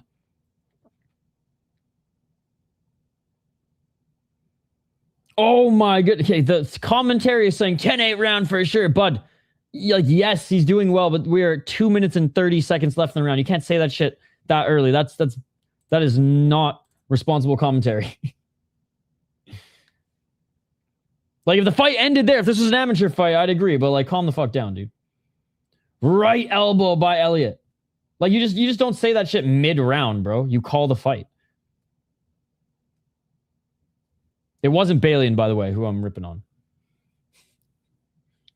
I know Denial fucking hates Balian. That's the reason why Denial's not here right now.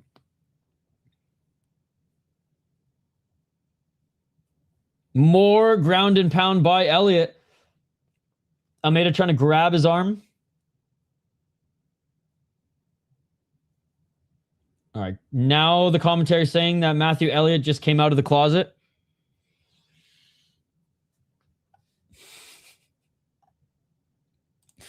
Who is this guy on commentary next to Balian? He ain't great, chat.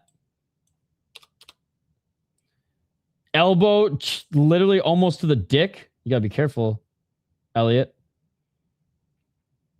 Now looking for the triangle is Almeida. Elliott, he's got such good defense here.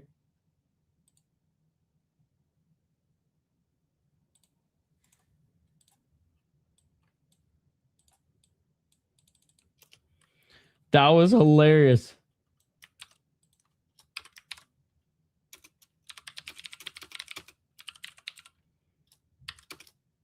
Oh! Back in full guard.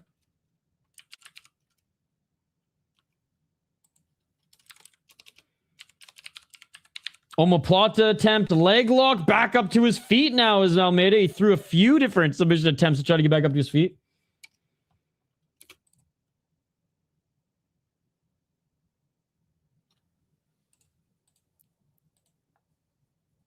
$15 seconds.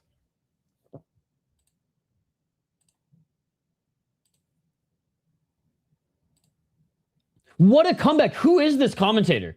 What comeback? Bro, this commentator doesn't know what the fuck he's talking about. First is a 10-8 with almost 3 minutes, and now what a comeback? I'm about to take these headphones out, or I'm about to find the friggin' Japanese broadcast for this.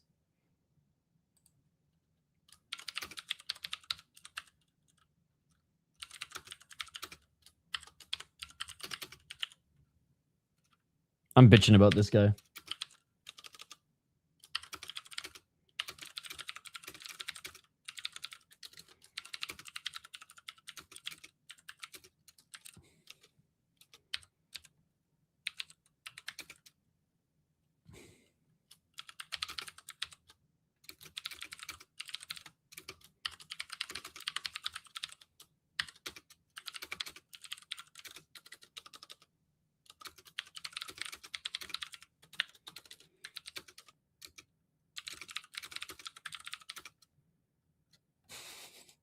I don't know who this commentator is, but poor guy is going to be getting a Twitter earful from me.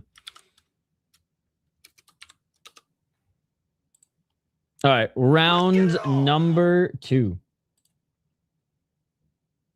Oh, right hand by Elliott.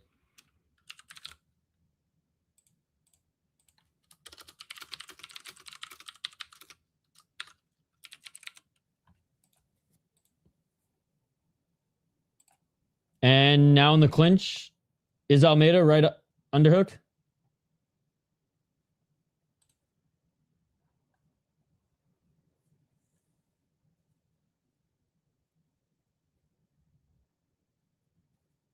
Back in the clinch is Almeida. Almeida looked confident coming out in the first round. Not out of the closet, okay? Like Matthew Elliott, apparently. But only to get countered. Oh! They separate the clinch. Nice left hand by Elliott. Left hand by Almeida. Almeida looking for the right uppercut. And desperation takedown. Now just trying to pull guard and eats another left hand by Elliott. Looking for the arm bars, Almeida. Almeida still trying to, from his back, just throw up whatever he can. Donkey guard, bro.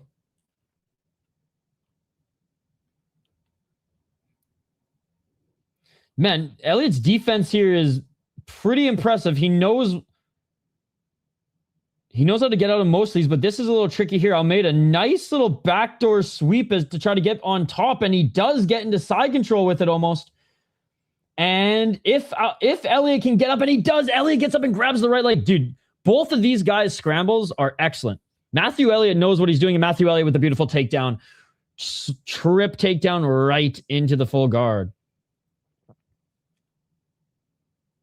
Some elbows by Almeida from the bottom.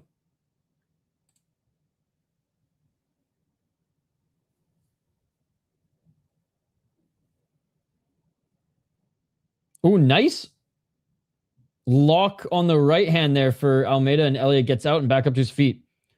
Looking for the takedown now is Almeida. Almeida now looking for the same trip takedown. Good job by Elliott staying on his feet. Almeida picks him up. Still can't slam him. Dude, the fact that Elliott had an easier time taking down Almeida than Almeida, the grappler, the jiu-jitsu guy, I mean...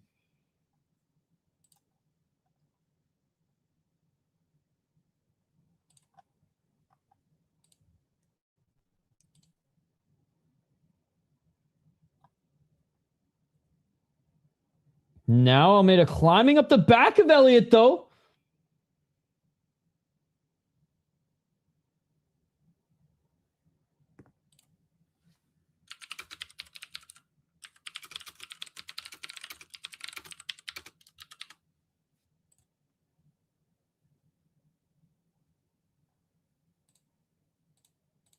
Still now trying to climb the back. Not quite a backpack just yet, but this is huge for Almeida, who dominantly lost. Or who lost the first round in dominant fashion. Dominant performance by Elliott, but he gets out of it, and Elliott's thrown again. Elliott with a 1-2. Elliott with a knee. Elliott hurt him with the knee. Right hand by Elliott. He's out. It is all over. Go to fucking ACA, bro. Go to ACA. You want to continue. You want to continue? ACA, bro. ACA. And Matthew Elliott advances. Hold on, bro. The comeback is coming soon. I don't even know why I'm so aggressive. I just feel like Matthew Elliott was probably the underdog, so... Oh.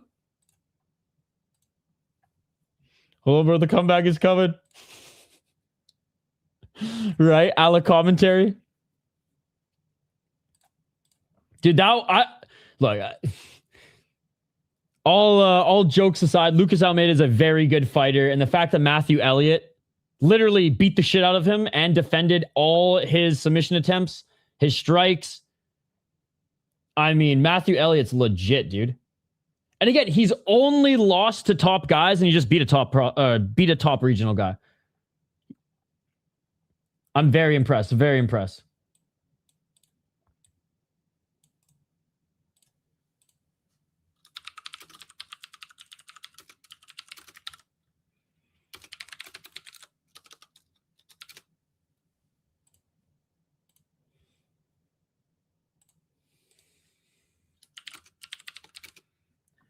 Show me the money. I love it. I love it.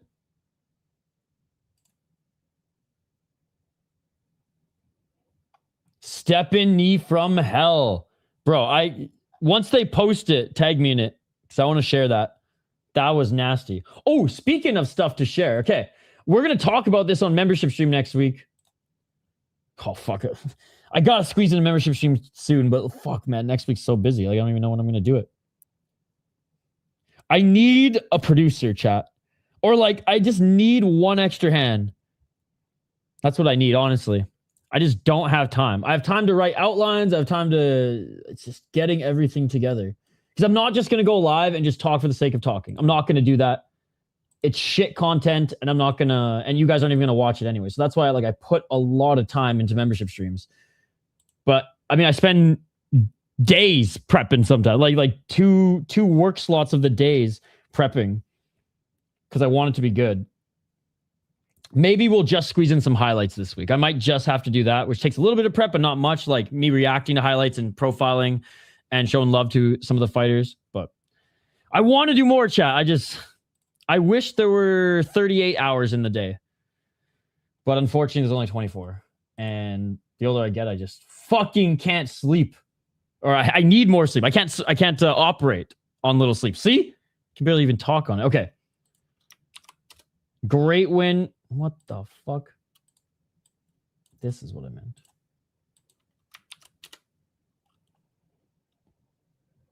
Okay. So, yeah, Medina kept in the UFC, honestly, way too long, but he had like one performance where he showed off his iron chin and he got beaten up a lot in the fight, but he just kept going. And that's that, like, based on that fight, he will forever be like a cult fan favorite of mine. Back to the regional scene, beat a jobber, but wouldn't stop hitting him, even though the ref was like, what the fuck, Medina? And then Medina going after his coach, his team, inciting a riot? Insane. Insane. Champion 25, not Bison. Champion 25. He start throwing stuff in the cage now, like insane. All right, Matthew Elliott said he came into this fight injury-free, and he's the healthiest he's ever been.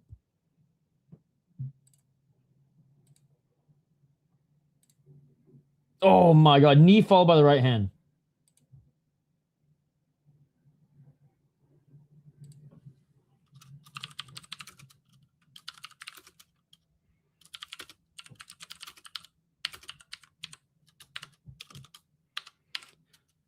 Hey, yeah, Matthew Elliott said, people think I'm a wrestler, but when I touch people, they absolutely shit themselves. Commentator calling for the big Policia! Policia! Oh my God, Red MMA. I gotta find the full clip because I'm gonna make a video on it. Whenever there's cage brawls or audience cage brawls, or when motherfuckers bite other motherfuckers' ears off and security hits them with chairs, like, we cover it. We cover it. All right, well, who will be fighting Matthew Elliott? We'll find out with the results of this next fight. Policia! Policia! Oh.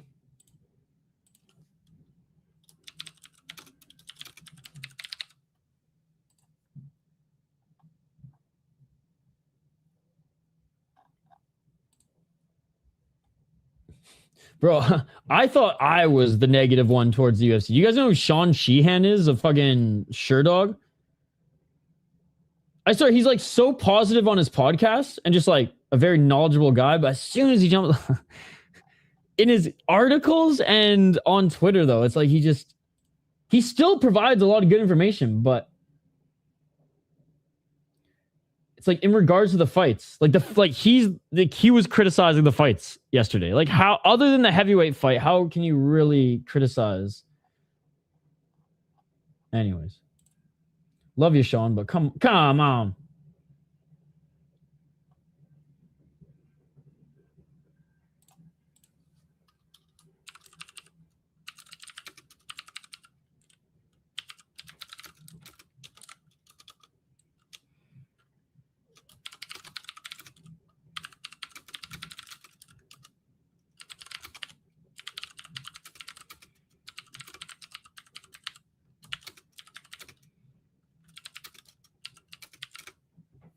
All right, guys, we ready for this next one?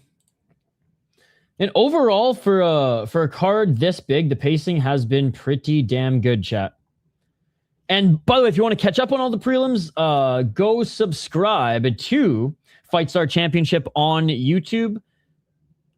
They post a ton of the full fights after they air, as well as the prelims. Okay.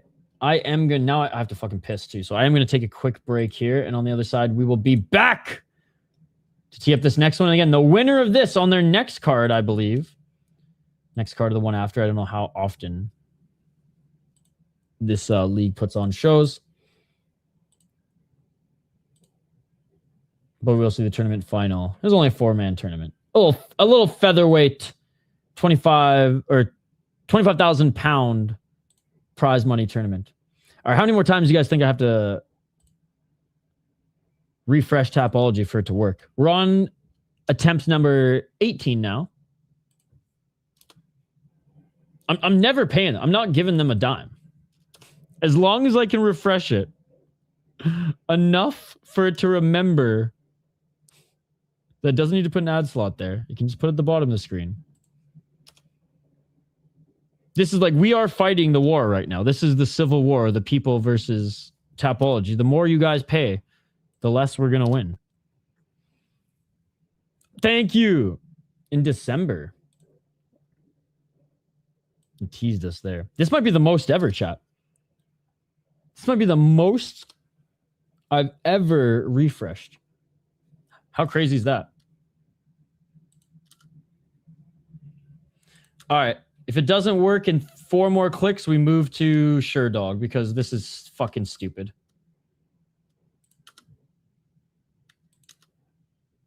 All right, we're going to move to SureDog after the break here. They're making their walkouts. I will be right back, ladies and gentlemen. I will be right back. Fucking Tapology, bro.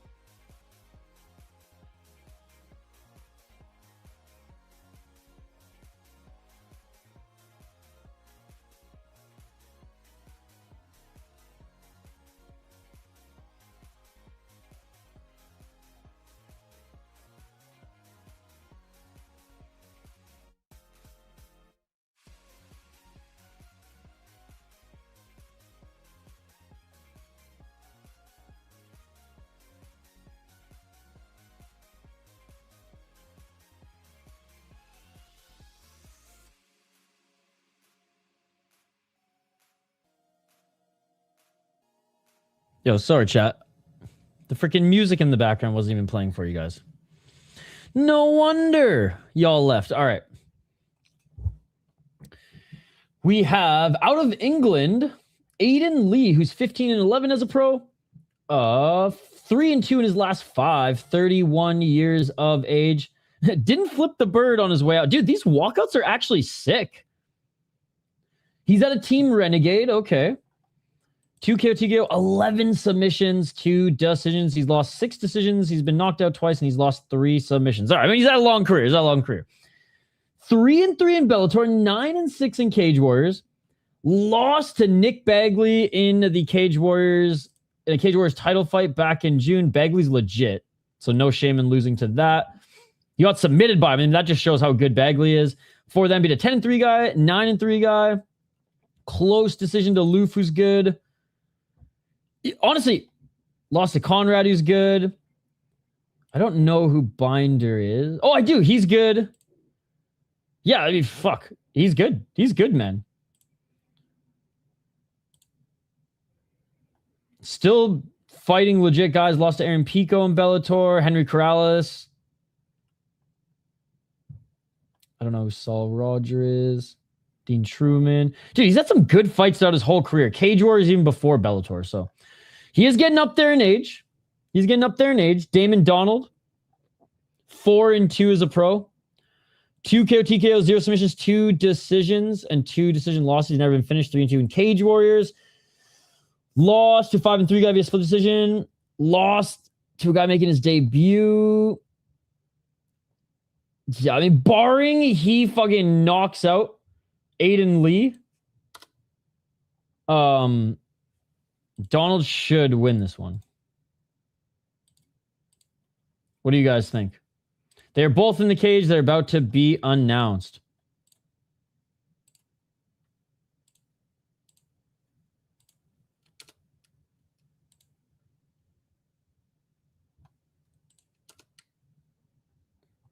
25. What is 25,000 pounds in bot again, chat? Dude, come on. All right, I did say we'll switch to Sherdog. We got to fucking... Yeah, we use Sherdog full time if they just had this little head-to-head page. That's just what I like to have on screen, right? Maybe I just got to make my own ahead of time. I might have to start doing that, chat. Kind of like what I do with Contender Series. Or not Contender Series, Tough. Because this just looks stupid.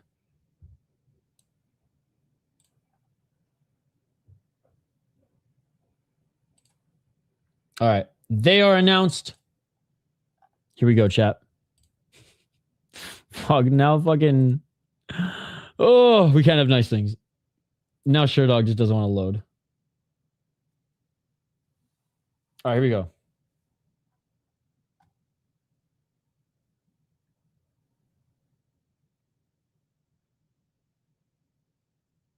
Nice left jab by Donald.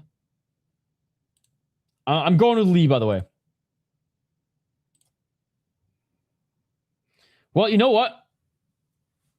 I'm excited to watch it. Especially because December and January are usually pretty slow. Front kick by Lee. I heard that one year we watched the friggin' amateur kickboxing and MMA smokers league in Alabama. That shit was tight. Right hand by Donald. Donald's decent on the feet. Aiden lead now looking for the double leg. Oh, picking him up, picking him up. Nice takedown by Lee. Lee in half rubber guard.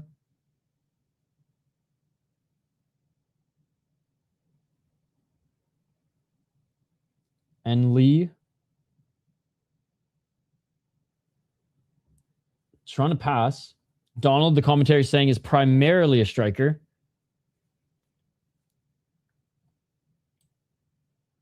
So, I mean, despite Lee being a talented submission guy, which he is, definitely the smarter game plan here. Nice right elbows by Lee.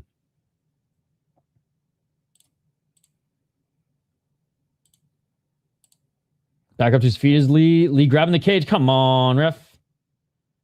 Ref could not see that as he was moving to his right. Nice job, though, passing into half guard now. Sorry, into side control. I just fucking skipped half guard and right into side control. Trying to sprawl or crawl out of it is Donald, but now grabbing the neck is Lee. Donald still trying to scramble out of it. Lee doesn't have the neck yet. But now he's rotating, getting that left hook in, and he's going to try to go for a back take. Good. I mean, Donald does have his right side up against the cage, but doesn't matter. Lee cranked him off the cage, gets the body triangle secured, and now going for the rear naked choke. Fighting the hands, fighting the elbows. He needs that wrist control. Squeezing his Lee, and it is all over. It is all over. 12 submissions. He's saying, shh. What, says Lee. And for an extra 25,000 pounds, he will be taking on, and probably facing off with him right now, Matthew Elliott. Dude, I'm fucking stoked for that fight. Dude, I am a FightStar Championship fan now. Quick work for Lee. Yup.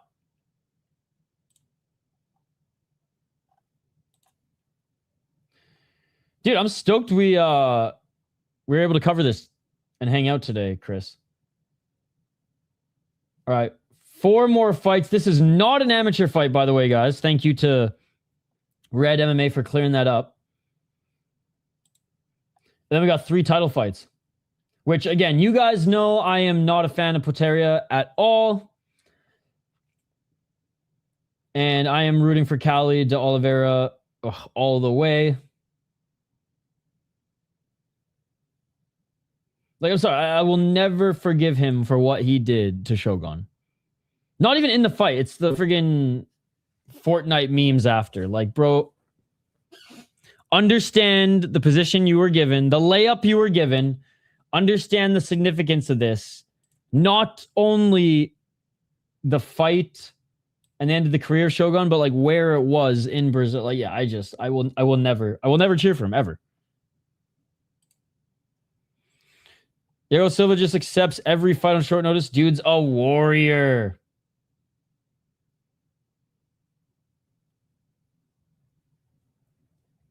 Dude, I'm excited.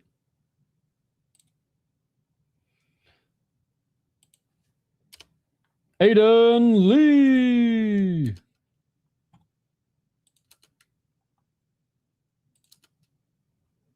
Yeah, threatened Dars, but honestly, he didn't even have. He had his left arm over the shoulder.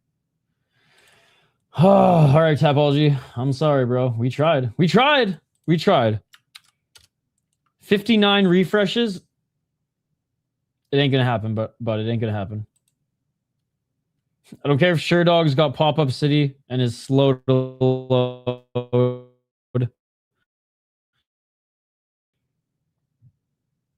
Silva. All right, I'll keep this up and I'll give you guys a little rundown here in a sec.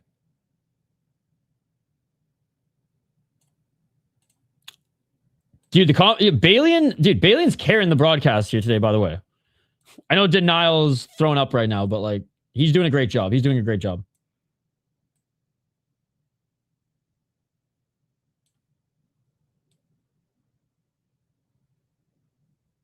Snooshi Shy is her name.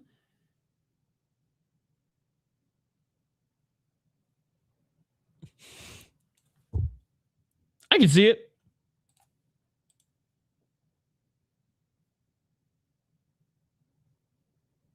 Where's the face-off?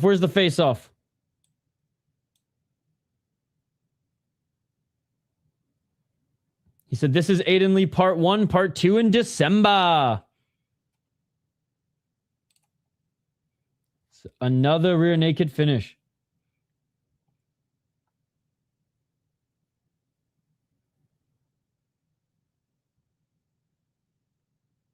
I'm guessing the other commentator is a teammate because he's fucking stoked.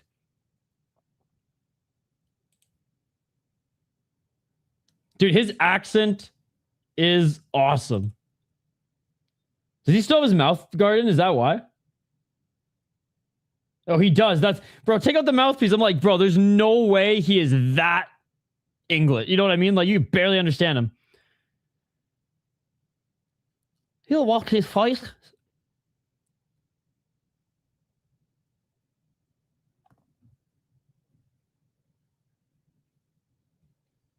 All right, they're facing off now.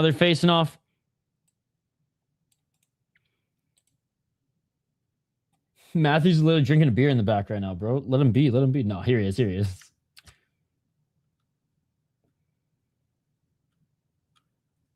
Let's go. No shenanigans. Neither of them want to break the stare. They fist bump. We got the photo op. Dude, I'm stoked for this.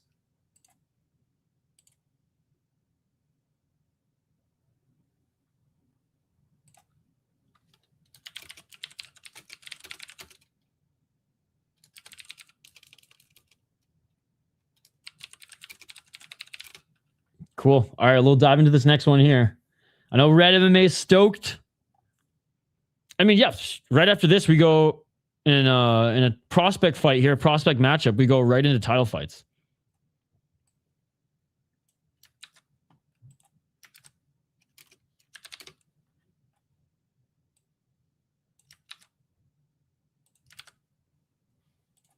All right, DAZN's going to a commercial break, which means we'll dive into breaking down this next one.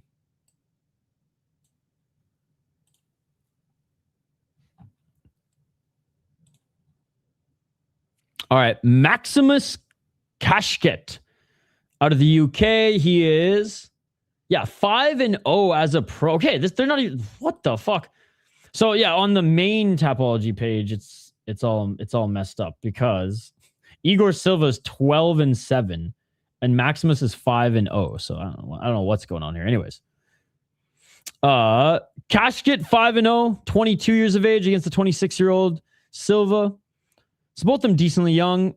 3-0 2-0 in FightStar for Maximus.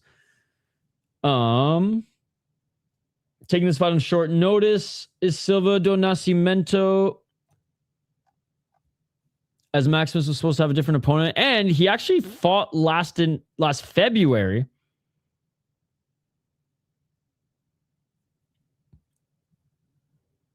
Was supposed to fight in December, but he had a canceled fight then as well. February of 2025. He had a canceled fight in December and in August of this year. So he hasn't fought for a while, man. He hasn't fought for a while. He has a rear naked choke and a body kick TKO in his last 2 pro fights. Decisions before then, and he went 2-0 as an amateur. His opponent, Iago Silva do Nascimento, fought 2 weeks ago. So Red MMA said he just takes whatever fight he can get. 11-7 as a pro. He's been knocked out 5 times. He's been submitted once, and he's lost once via decision. He has 2 KO TKOs and 7 submissions. Not the best resume, but yeah, like Red says, guy has already had, oh my God, 1, 2, 3, 4, 5, 6 fights this year in Cage Wars, FCR, like all around the world. Cage Wars, FCR, FNC, Brazil. What the hell? And now back into the UK. He's beaten some okay guys. He usually loses to better competition. I'm rooting for him. He's a double booked king. Oh my God. Yeah, he is. He's booked in BFL, not the Canadian one, but the Serbian BFL. Oh my God. Who's that fighter? Oh, what's his name? Oh my God, you guys are going to grill me for this. Striking Ace is going to grill me for this, and Mystic. He's always double booked as well, and he literally in Fury and Cage Fury FC, he's given to prospects to absolutely destroy. He was triple booked once. No, you haven't missed Ihor yet. Hopefully he gets absolutely destroyed. The card's been actually pretty damn good. Couple snoozers, but just lower level guys without a lot of experience. Kind of just checkmating each other up against the cage. But no, for the most part, good, man. Good to see you. All right. Maximus probably going to win, but I'm going Iago Silva do Nascimento. Gotta root for the double booking kings. And queens, but I don't see many women's MMA fighters be double booked. What is up, Superset Addict? On screen, we got it here. Iago Silva do Nascimento, Maximus Kashket. That fight hasn't started yet. When the fight starts, I will get the round number and time on screen. But only Iago is in the cage now, making his walkout. Here in just a moment will be Maximus. Who do you got in this one, Superset? You got the double booking badass Brazilian, or you got the prospect in Maximus? Which again, I called Nascimento a prospect earlier in the show. Let's be honest. If you're double booking, you ain't no prospect. If you were double booking, you ain't no prospect.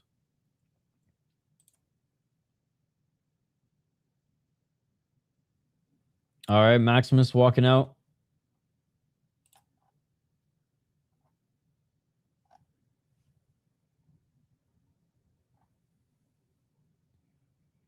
Okay, so this was the first. Okay, so Maximus is just homegrown talent here. He was the first fighter they put under contract. Yeah, so he won the round, but he was injured. He won the round, injured at the end of the round, couldn't continue. I think they said it was an ankle injury, and yet at the end of the round, he was winning it. He still got the back take, he still got the hooks, and he was going for the rear naked choke. But yeah, he lost. He lost due to either doctor or corner stoppage before the second round started. Big win last night for Weston Wilson. Currently editing his and Mater's interview. Going to try to get them both out this week. Let's go, guys. Go check out Inside the Cage. Our friend Mystic MMA, formerly known as Mystic MMA. Fighter interviews pretty much weekly. It's awesome. Here, I want to share your channel. All right, another 2 minutes, guys. Another 2 minutes.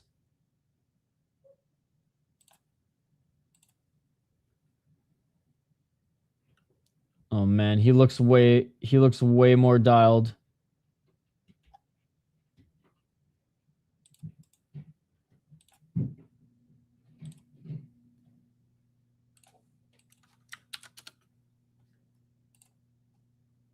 The Uber prospect. Bro, he ain't driving Uber. He's got sponsors. So 17 days notice for Silva. But he fought 2 weeks ago. So say what you will about that. Yo, what's up, dude? What is up? 2 more fights. This one and the next one. He's in the co-main event. So probably another half an hour or so, barring these fights aren't fouled out and they go long.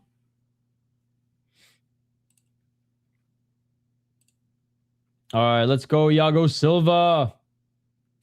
Again, Maximus is likely going to beat him, chat. I'm not naive to that. Yeah, I already answered you, buddy. I already answered you.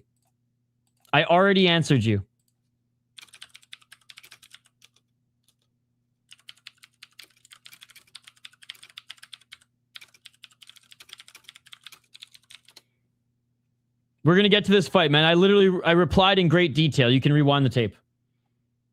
Ihor? That's why we got the rewind button. We got to get into this fight now, buddy. I literally went off for like 5 minutes giving you a bunch of details, so it's not my fault you tuned out. Rewind the tape. Round 1. Let's get it. He lost, but there's details to it that I think you should know. That's what I'm saying. Rewind. He lost, but he was winning. Again, rewind the tape. Low kick by Silva. Low kick by Kashket.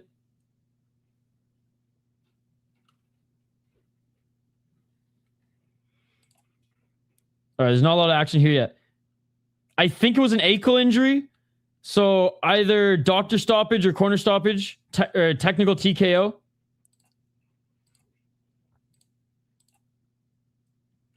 Wasn't able to continue for the second round, but despite the injury, he was able to get the back take and was going for the rear naked choke. So he looked good in the first round, but unfortunately couldn't continue.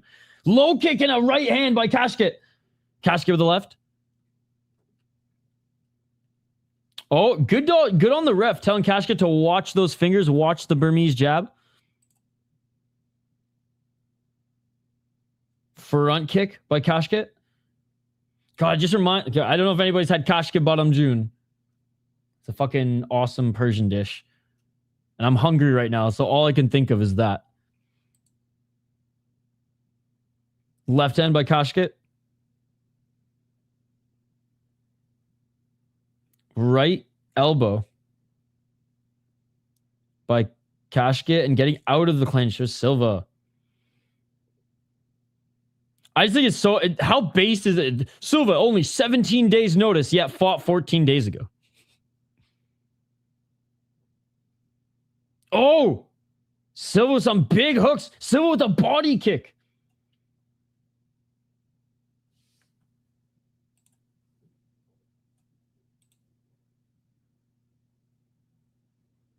Looking for the single leg is Silva. Nice stuffing by Kashaan. And Kashket burying his left hand into the face and body of Silva.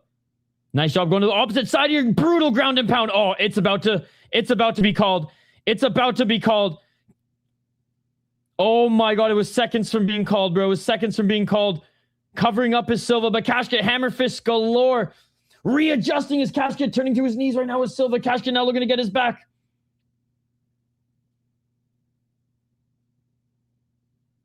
Oh my God.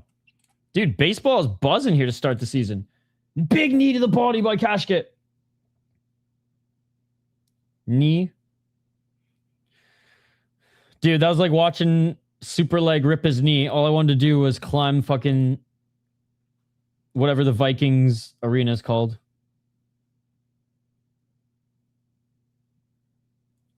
$205. Big ground and pound, dude. I thought Kashaan was going to finish him there, but still covering up his Silva, but he's rolling enough. Me too, me too. Oh, some kicks. Nice left hand by Kashaan. Dude, Kashaan's a beast, man. Rolling his Silva, giving up his back. Kashaan just will not stop throwing ground and pound. Silva tried to grab an arm, but can't because Kashaan's just literally throwing hammer fist upon hammer fist. Kashaan back up to his feet, shot to the body, right hand, hammer fist, hammer fist, hammer fist, elbow, hammer fist, elbow, elbow, elbow, hammer fist, right hand. Oh my God, Kashaan. Left to the body. Silva's blocking some of them with the guard as he rolls, but I mean, this fight is over. This fight is over. The ref calls it. The ref calls it. Look, not Silva at that point wasn't. It's funny that he didn't call it earlier when it was way more dire.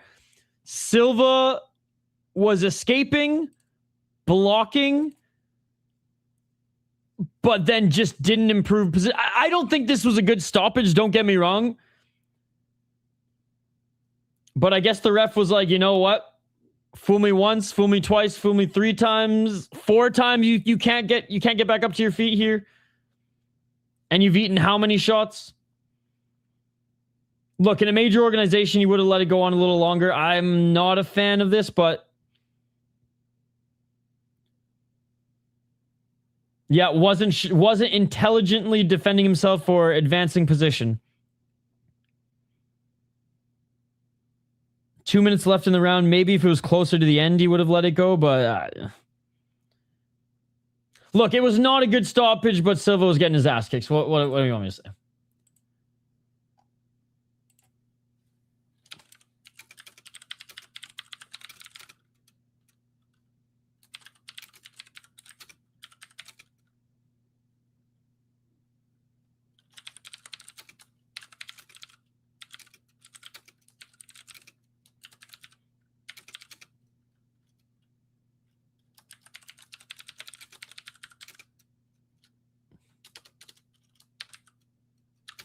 You guys enjoying the sounds of my keyboard or what?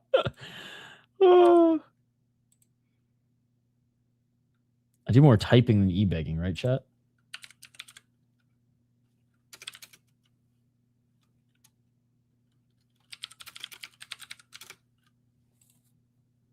I'm a fantasy football draft yesterday. Dominated so much. I think the league's in my pocket so I can spend all my time concentrating on fights. Let's go.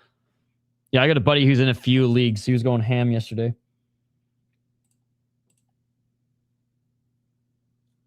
All right, hopefully we see a quick turnaround from Kashaan. All right, I very rarely hate watch, ladies and gentlemen, but I cannot wait for Ihor Potieria to lose.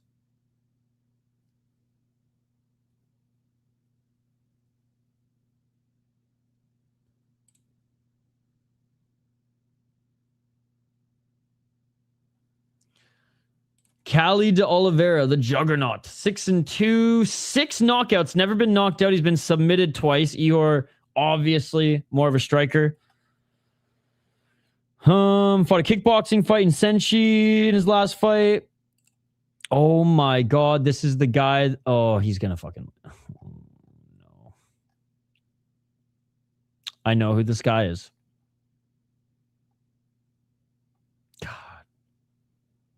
He's going to lose, chat. He's going to fucking lose, man.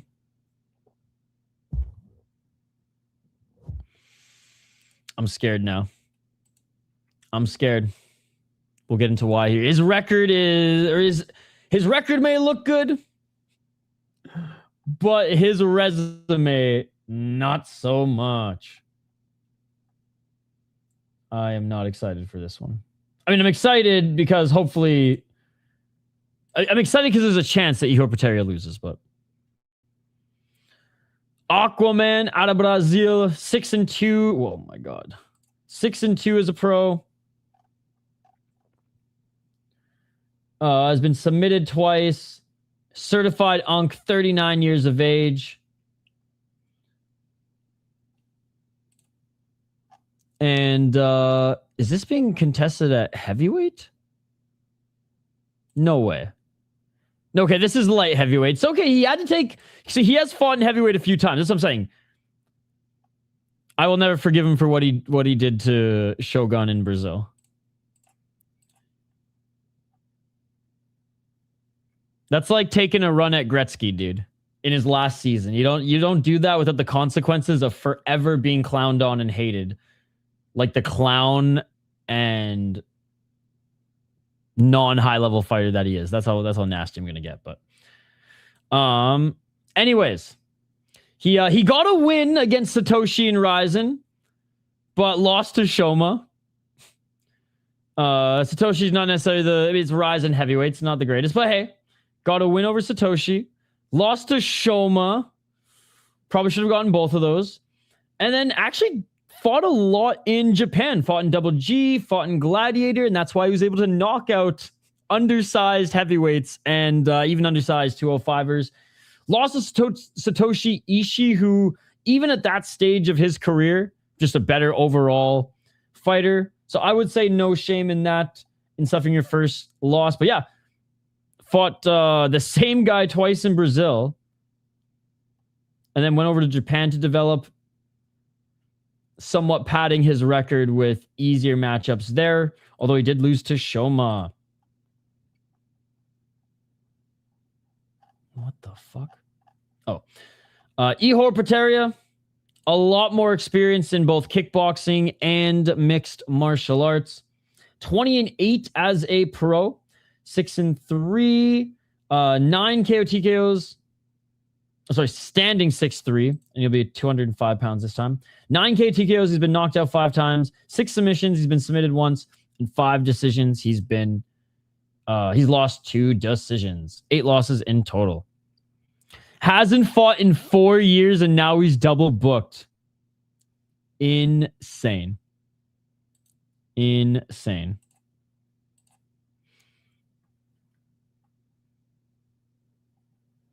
Yeah, lost to Cesar Almeida, Marco Tulio, Michel Pereira. Look, Cesar Almeida, good striker. Tulio's pretty damn good, so no shame in that. Pereira, at that point, you need to beat him. Bellato's not that great, and Bellato almost beat him. Carlos Alberg, no shame in that. Nikolai is fine. And then had a bunch of... His resume is interesting. His resume is interesting. He looks fucking huge, though, so... Oh man, he's totally gonna beat the Brazilian. Totally gonna beat the Brazilian. So he fought in WWFC. He fought in Maximus Fighting. He fought in MMA Pro Ukraine. Fought in REP. It's just not high level promotions. And on the rise, he was on a crazy run. Don't get me wrong. He was on a 2, 4, 6, 8, 10, 12, 14, 15 fight win streak coming into Contender Series. But the best guy he fought in that win streak, chat, was arguably a 5-2, 11-5, and 5-6. He beat guys making their debut. It looks like a Wulin Fang record. I'll say that. Looks like a Wulin Fang record. Is he talented in striking? Yes. Is he a well-rounded mixed martial artist at this point? Overall, yes. Is striking his specialty, though, and where he's most dangerous? Yes. Is he major organization level? No. Will I forever clown him for what he did to Shogun in Brazil? Absolutely. Absolutely. TikTok dance over Shogun in his last fight. I don't care if you knock him out or not. I don't care if you're celebrating. Show some grace. Show some respect to the legend. And in Brazil, no less, what were you thinking? Hey, Aquaman actually looks in shape for this one. He's still going to lose, though, chat.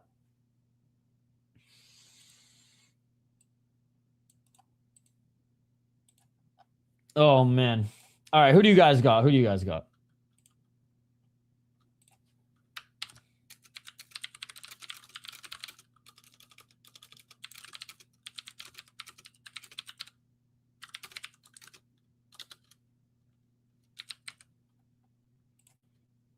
God, I want him to win so bad, dude. He's got the freaking hairdo of the wrestler who... intervened late in the whole Raja incident and now is a pred catcher on YouTube. Oh, yeah, let's fucking go, Red. This is why we're fucking homies. Let's fucking go, dude. Again, I am the probably most non-disrespectful towards fighters in this space. But, like, you did that to Shogun, Red MMA, he's Brazilian. He knows. Like, if I was in the audience, then I would be convincing Red MMA to fucking rush the stage. And Red would be like, bro, you ain't even Brazilian. I respect the passion, but chill the fuck out. But that would have been me. I was that much of a Shogun fan growing up.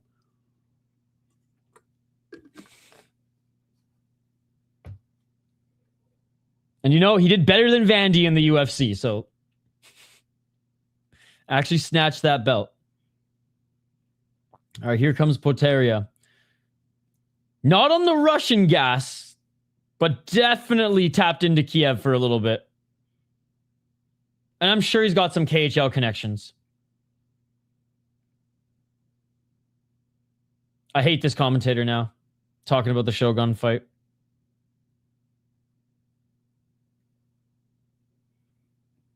Artem Lobov, you're dead to me.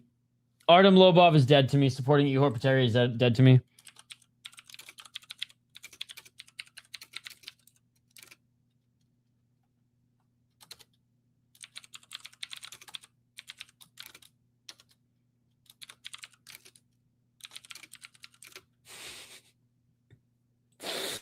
He's cut off like McGregor cut him off. Oh my goodness. Lost to 4 Brazilians after the Shogun fight. 2 and 3 were KOs. Got what he deserved. You know what? The MMA gods did, I guess, in theory, take care of that. I mean, look, even at 205, is Ihor still cutting weight as he's walking out? It ain't raining here, bud. I'm sure he's a nice guy.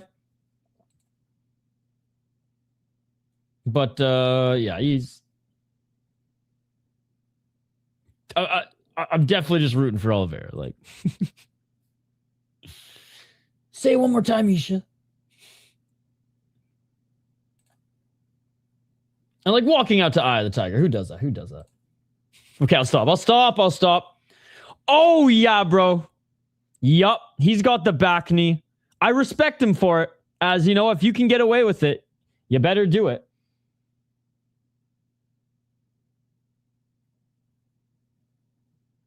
I just want to know where he's getting his gas from.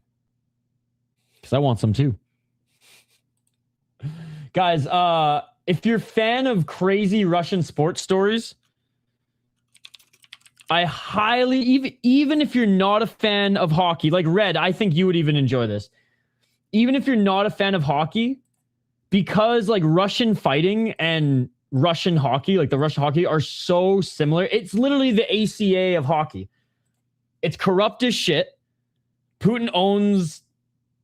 I think the league gets government subsidies. So, like, Putin's team wins every year. Almost every year.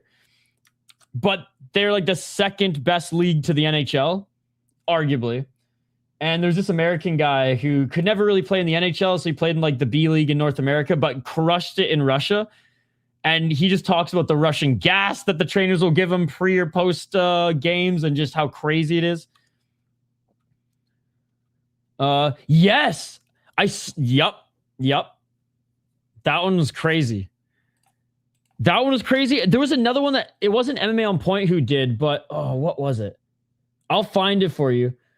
There was a fighter who had one or two fights in the UFC, was cut, and then ended up working with like the like corrupt Iranian government special intelligence and like I think ended up like being involved in like a crazy heist. Like a ship heist, like a cargo ship heist. I'll find it. I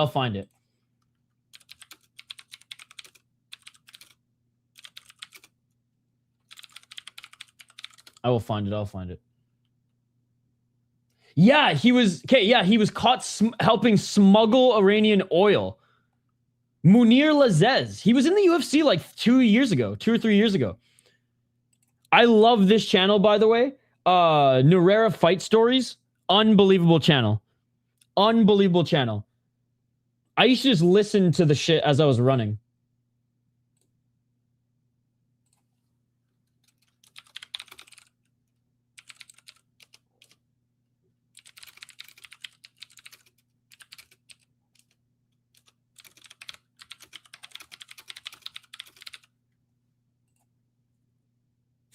He even made a video on a fighter, not even really like with the intention of ruining his career, but because of the backlash, because it hit so many people and it outed him, the backlash literally almost ruined his career. All right, here we go. Round one, ladies and gentlemen. And Ihor with the low kick. Right hand by Oliveira. Yes, I am going to be a little bit biased in this one. Yeah, dude, Ihor is fucking huge. You're the front kick. Still light on his feet.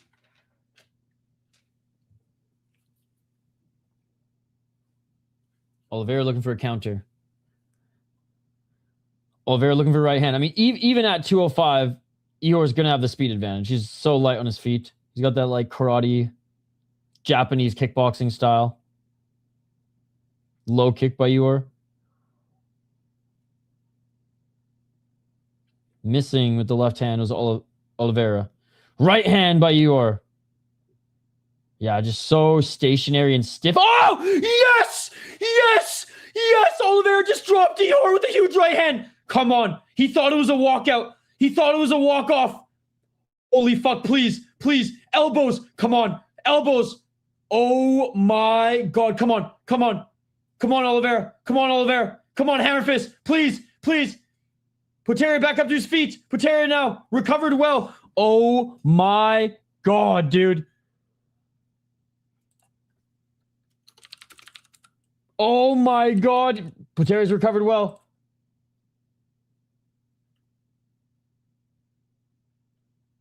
Left hand by Oliveira. Is Potieria still shaking off the cobwebs? Is he still seeing the Tweety Birds?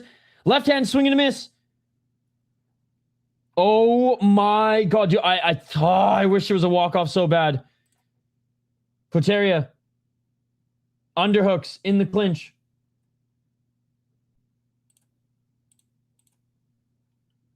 Right hand by Oliveira. Potieria leaking from his nose. Low kick by Oliveira. Right hand by Oliveira. Then two quick shots by Ihor. Ihor with the front kick. His nose might be busted here. Right hand by Potieria. Potieria throwing huge hooks. Great guard by Oliveira. He blocked all those shots.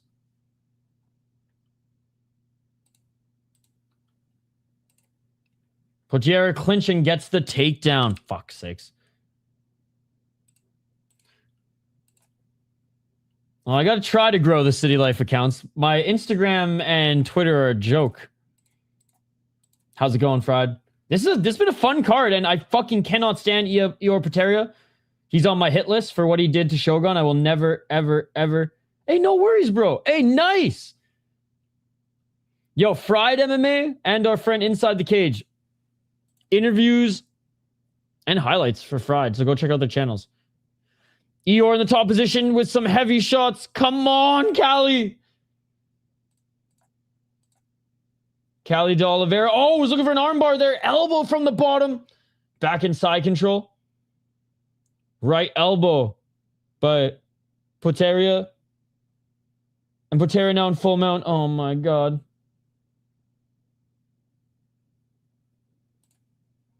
Oh, Ihor's going for the Americana. Please, dude. You're from Brazil. You're from Brazil.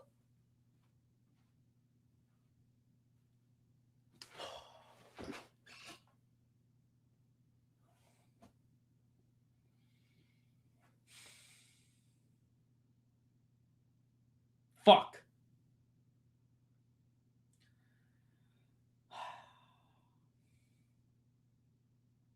My day's ruined.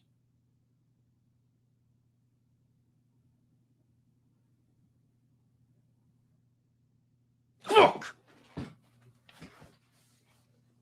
the finish it! Here This is the darkest timeline, chat. We live in the darkest timeline. And Potieria's laying the... God, I hate this guy. Sorry, we gotta go to break. Fuck this. He's just laying there like a fucking bitch now, too. Fuck this. We're going to break. I can't. I gotta go this like...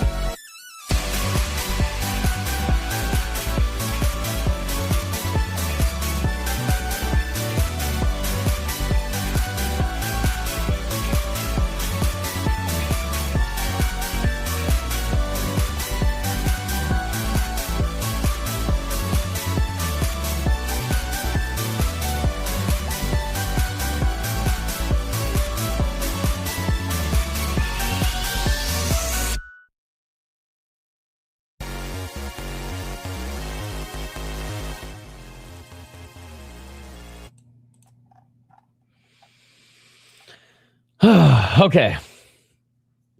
Called the therapist. We're all good. Oh my God. Laying on the ground in agony. That's what sent me. That's what sent me, chat. Oh, he got fucking moicanoed, bro. He got moicanoed.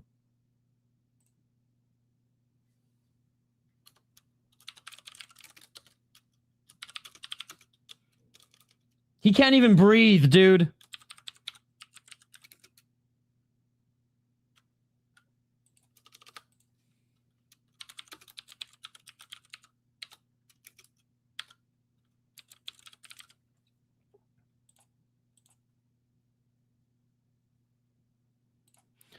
Fuck, bro. If he had actually went for the kill, he would have won. Yep. Dude, I thought Ihor was KO'd. I had no idea how he survived. I've never gone from so happy to so sad so quickly. Like, maybe Kyoji losing his fight, but this was worse. Dude, they're doing great work. I'm excited. And again, I am not a Balian hater either, so I actually think he's better.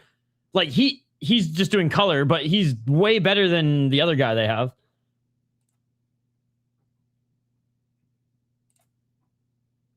Look, again, Ihor, he seems like such a nice dude, but like I like Rose Namajunas. I'm sure she's a really nice lady too, but forever on the hit list. Or the shit list, I guess. How's it going, Gary? Well,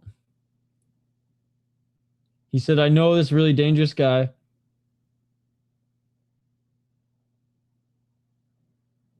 He has one punch KO power. Ihor says, I haven't fought in 2 years.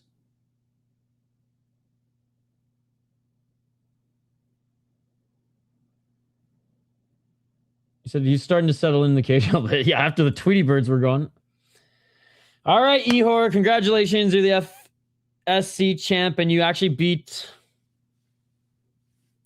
a dangerous power puncher who you were supposed to beat anyways.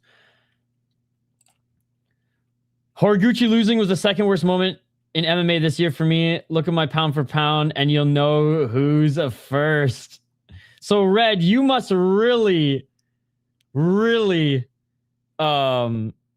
empathize with this clip. Of course, I want to get the UFC belt, you know? Where's the Pantoja? he's my teammate, but it doesn't matter. I will beat you ass. Whoa! I hope we see that fight before both of them retire. If it's for a belt or not, but Pantoja's probably going to retire with the belt, or, you know, like, retire if he loses it, because I think he's gonna go on a defense run here once he gets it back. Like, I hate to admit it, but Kyoji's starting to become a little chinny, bro. But yeah, I fucking love Horiguchi. My fire alarm was beeping at 7 a.m. Oh, that sucks. It's like a dream fight of mine, title or not. But yeah, title fight would be nuts. Again, one of my favorite title fights with Pantoja was when he won the belt against Moreno, and that fight was so close. Like, it was such a close fight. I think I went to a OAR concert, really good band, and then right when the concert was done, we went and had a couple beers. Me and my buddies who went just at a bar downtown Minneapolis, and right when we sat down, the fight started. So we got to watch the whole thing, and I was way more into it than anybody in the bar. I was like fucking screaming at the big screen. Because I didn't, at that point, I didn't really care who won. But when Moreno was doing well, I was like, yeah, let's fucking go. And then when Pantoja was doing well, I was like, fuck yeah. So I was just losing it. I was a few beers in as well, so. All right, and just like that, on to the co-main event where we have Muhidin Abubakar, ladies and gentlemen, defending his title against Ronaldo Oliveira.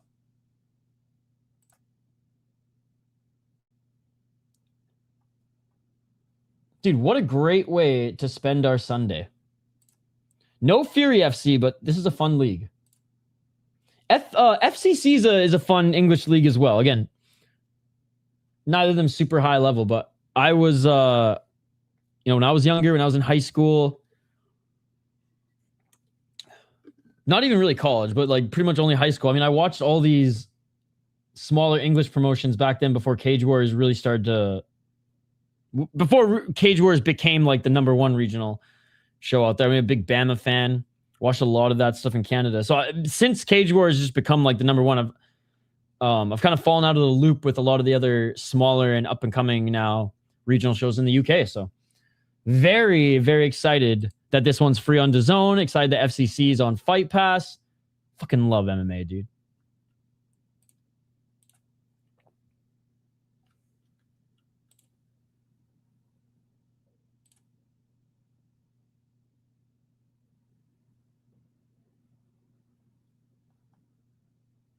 All right, next fight.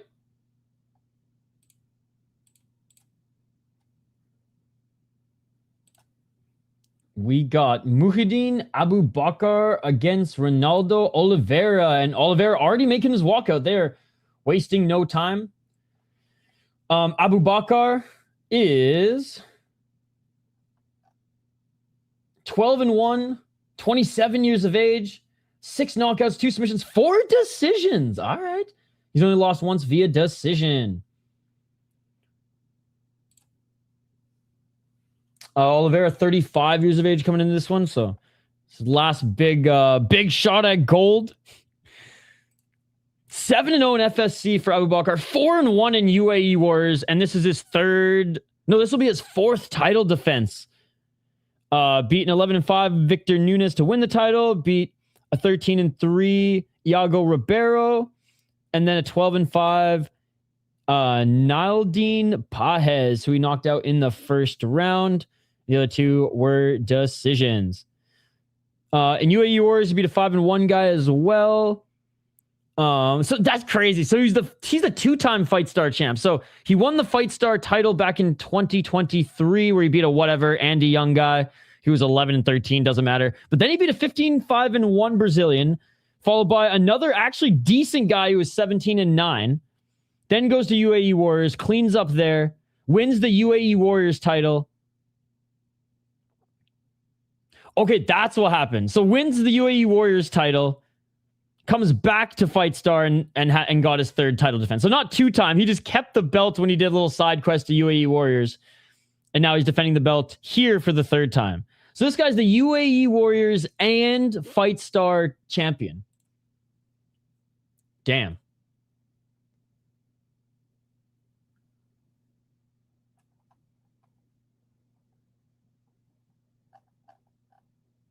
So he was in Thailand, Chechnya, Dagestan. Damn.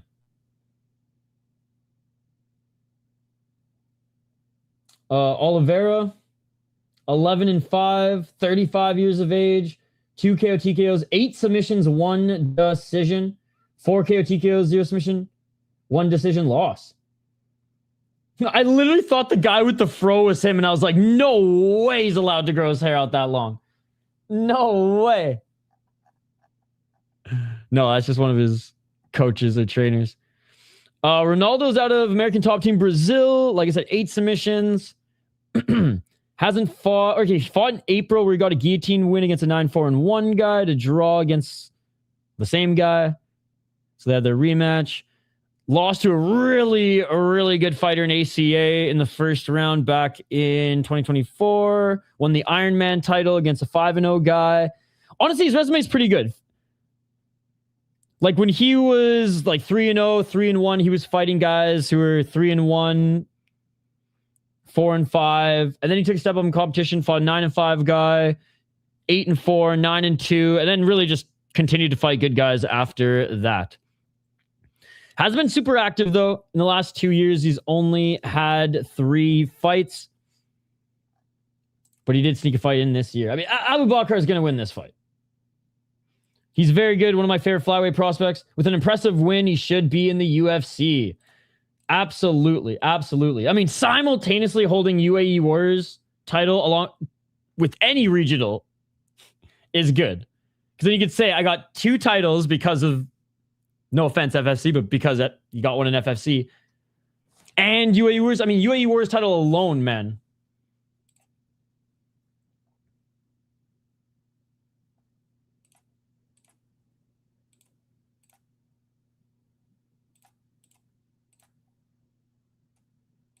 All right, they're being announced now. Co-main event. Bro, this Fame MMA Ultimate Fighter shit seems absolutely insane. They got like girls in the house and everything. I have to tune into this shit. I keep seeing all these highlights, Chris, and it's blowing my mind. Yo, what is up, dude? Like, I think it might rival the Black Combat one. How you doing, Exploring the Car? Good to see you. Good to see you. How's your Sunday going?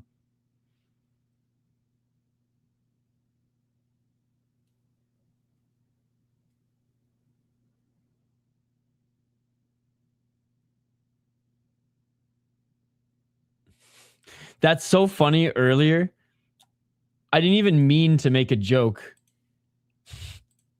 when I was like, oh shit, I thought that was the Minnesota flag. But now I see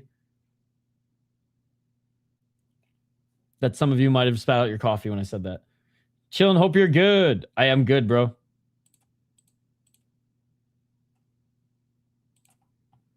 All right, here we go. Round 1.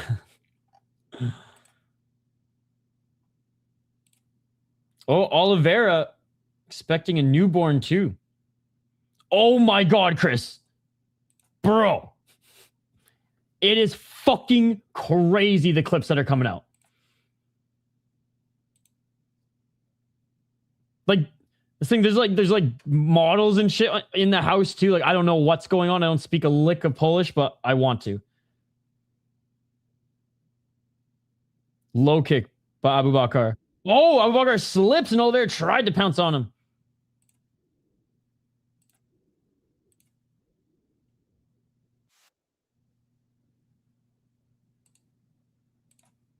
Nice outside trip by Abubakar, and he takes him to the ground.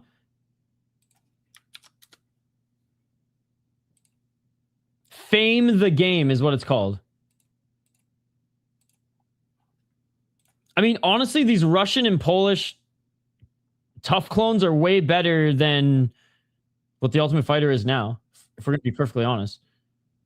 Because they're still unhinged. Oh, nice right elbow from the bottom. Abubakar not employing much ground and pound here. But he's got a lot of time to settle. Oh, Oliveira now looking for an arm. Abubakar slams him to the ground. But he's got his right arm trapped. Does Oliveira. Oliveira now trying to submit him with an arm bar. But with his legs, he's not going to get it. Abubakar, good job scrambling out of this. Dude, Oliveira's nasty off his back. Holy shit, that's slick as fuck. Yeah, must have been uncomfortable there. Back up to his feet. Abubakar walking forward. Oliveira's got that man strength, bro. Oh, nice left by Oliveira. Left by Oliveira. He needs that championship bonus money, baby. He's got a kid on the way. Left hand by Oliveira. And, oh, Abubakar takes him to the ground, but Oliveira kind of fell to his back a little lackadaisically. Maybe too comfortable to pull guard. Tight guard.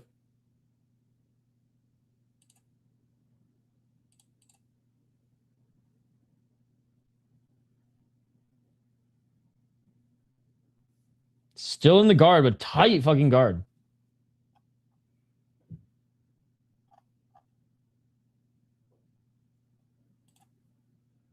Abubakar still in the tight guard, unable to move.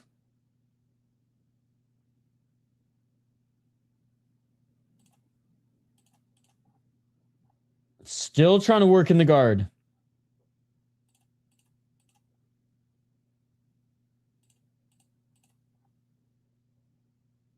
Oh, there we go. There we go. Posturing up a little bit on the knees, landing some shots.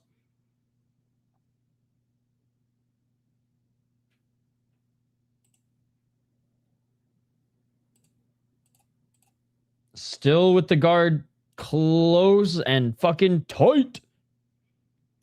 Little short elbow here from both them, from the bottom of Oliveira. Then finally, Muhidin with a big left hand.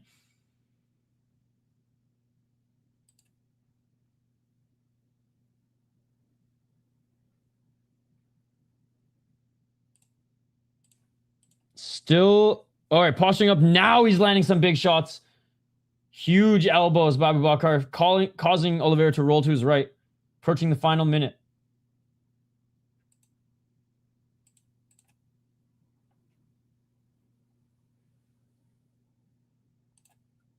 Oh, big right elbow by Abubakar. He hurt him. He hurt him. Oliveira gives his back. Oliveira gives up his back. Back mount. Back mount. Ground and pound here. He might not survive. He might not survive. Oliveira trying to shake him off. Oh my God. Ground and pound. Ground and pound. Big right hands. Big right hands. And the ref ends it. It is all over. Oliveira's out. Oh my God. Oliveira's out. Oliveira's out. Oliveira's out. Back mount. Back mount. Big right hands. And Abubakar knocks him out with back mount, ground and pound. That is some vicious ass shit. Started off a little slow, but as soon as he was able to gain the dominant position, he fucked him up. Wow.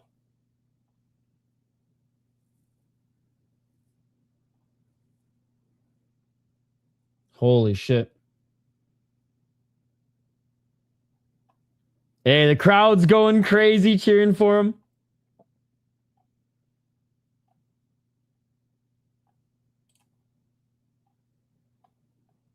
The crowd is saying, UFC, UFC. Hey, Mick Maynard, where you at? Viciously. Honestly, sign him. Why even Contender Series?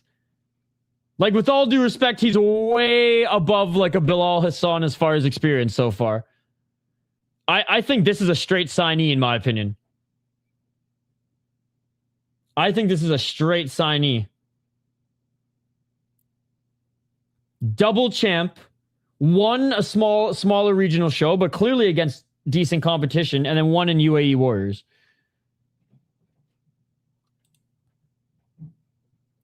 Straight signee to a London card. You know what? I would be very surprised if the PFL is not going to make him an offer too. Straight to the OC is fine. I'd be very surprised if PFL doesn't make him an offer too.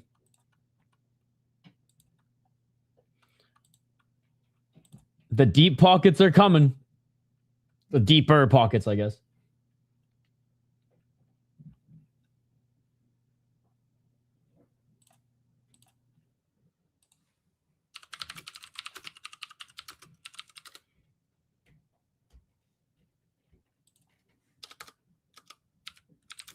Unreal.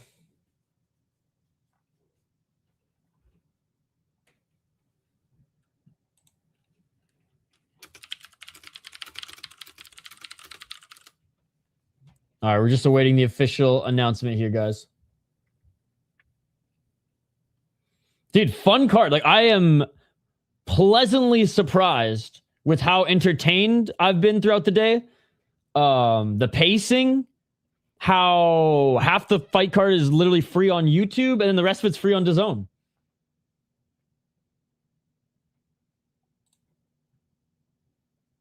And you know what? Like, Oliveira looked good until he didn't. And still. And of course, Oliveira 0-1 in ACA is probably going to have to go back there, unfortunately. Red, the reason we take those little jabs, by the way, you being the Brazilians, because the Brazilians get such an unfair shake in ACA. And it's like the opposite of padding a record. It's like they go to ACA, fight these monsters who are roided up, and like still like Diego Brandel, when did he go to ACA or ACB? But like when he went there to Russia and actually like didn't look bad, but it was like, hey, he's not winning the close decision anyways, and usually just getting clinched up against the cage and elbowed in the fucking face. So yeah. So the joke is now if they like lose or they break our hearts, we send them to ACA. They're still gonna get paid, but their record's gonna be the opposite of padded. All right, main event next.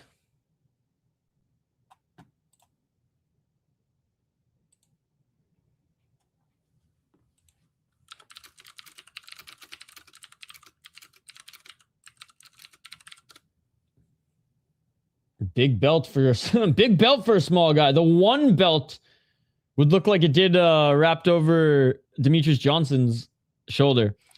Yeah, only a handful of Brazilians are successful in there. Most just go to serve as a punching bag, honestly. Same with the Americans. There's like American like light heavyweights and heavyweights who will go there.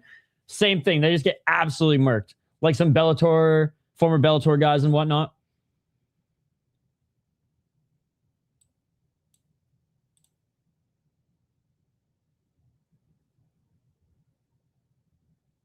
He's like, I'm getting more experiences. I'm not getting into too much adversity often, but bro, major organizations sign him.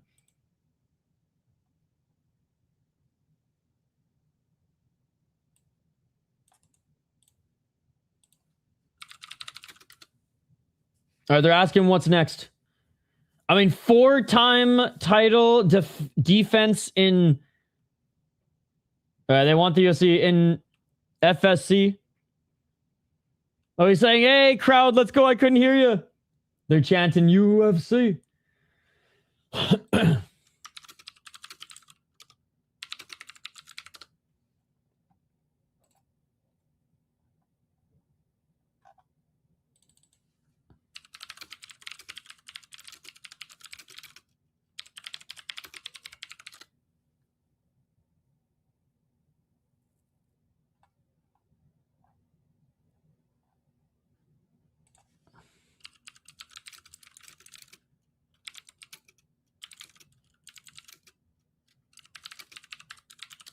Dude, let's go, man. The flyweight champion. the UFC chants are still coming.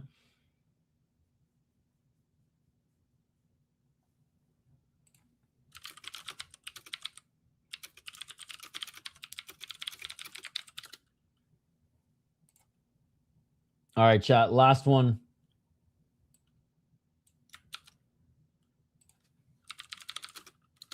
Dude, I'm surprised how much, like, there's a ton of interaction on MMA Twitter over this. I guess it's really the only MMA card going on today, so. But yeah, everyone seems to be fucking stoked on this card too, which is awesome.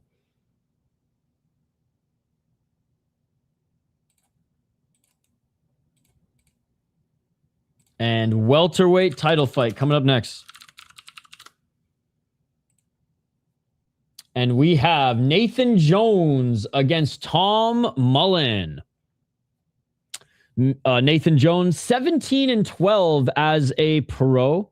He's on a 4-fight win streak, 4-1 in his last 5 fights. Mr. Bag and Tag is a sick fucking nickname. He looks like a certified unk. How old is Nathan Jones?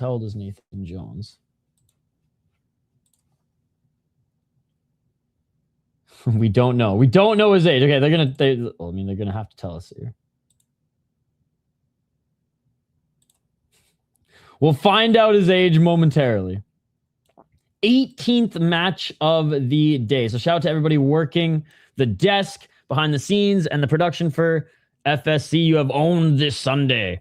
13 submissions, 1 knockout, 3 decisions. 1-1 in Bellator, 2-5 in the mighty Bama, 4-2 in Ultimate Challenge MMA, and 2-2. So he has seen the progression of UK mixed martial arts. Bama was my shit, man. Bama was my shit. All right, so 2-time. Oh, okay, so he's the current FCC champ and FightStar. That's pretty cool. And yeah, 4-1 in his last 5, and he also lost a grappling match in Polaris back in 2024. He beat a 5-0 guy, 7-9, 18-15, and 11-13 in his last wins, though. So not the best title fights. Not the best title fights. When he was in Bellator and Cage Warriors, he was losing to the good guys, to Santalati, to Jack Grant, to David Bear,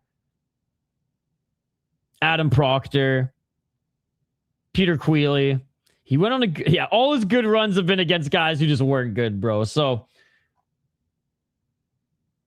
I don't know if you can have a padded 17-12 record, but he kind of does. But hey, again, I'm pretty sure he's older. I don't know his age. Chad, how old is he?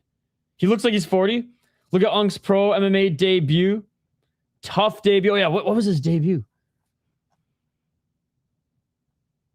Muhammad Ali was his debut. There you go. He's so old. He fought Muhammad Ali.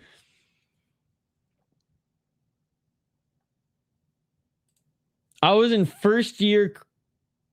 I was like 19 when he made his debut. Oh my God, I'm old. I was 19 when Nathan Jones made his debut. All right, let's take a look at Tom Mullen. 11-2, 5-0 in his last 5, 26 years of age. 9 submissions. So both these guys, submission guys. He's at Aspire Combat Sports Academy. That's a good gym. 2 KO TKOs, 9 submissions, never been submitted, never gone to decision. That's what we love to see. He's a FightStar champ as well as the Kingdom champ. Honestly, his resume looks a little bit better. He at least beats the step up in competition opponents. He lost to Mark Ewan in his second pro fight and a 5-0 guy when he was 4-1 as an amateur. He went undefeated, 7-0, becoming the Cage Steel amateur champ, full contact series, so FCC amateur champ, and Night of the Gladiators amateur champ. What's the size between these two guys? All right, so over 6 foot is Tom Mullen. Bag and tag, 6 feet. Okay, so I'm going Mullen, man. I'm going Mullen. So, oh, damn, what an origin story. Nathan Jones, he was attacked on the street. Wanted to learn how to defend himself. Went to an MMA gym, and the rest is history. He's got 13 submission wins, and apparently he's looking for a record in the UK. So another guy's going to tap tonight. He's going to make it up on the spot. Oh, my goodness.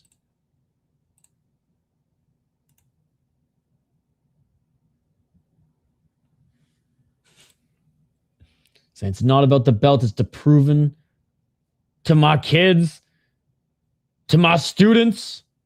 All right, how can you not root for this guy now? He's got to be Unk, bro. He's got to be Unk. There's a reason no one's... There's a reason nobody is telling us how old he is.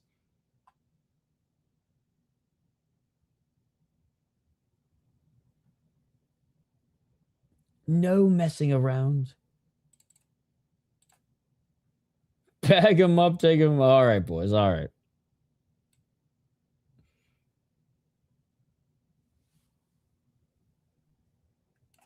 All right. So apparently he's really good at judo, and he's got some really good trips as well to get guys to the ground.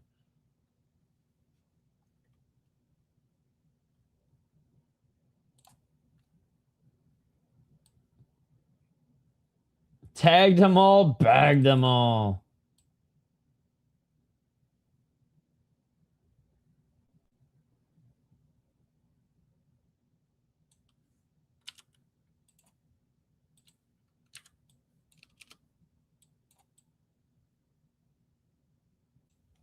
$26 years of it. Yeah, 39 certified Unk. 39 certified Unk, bro.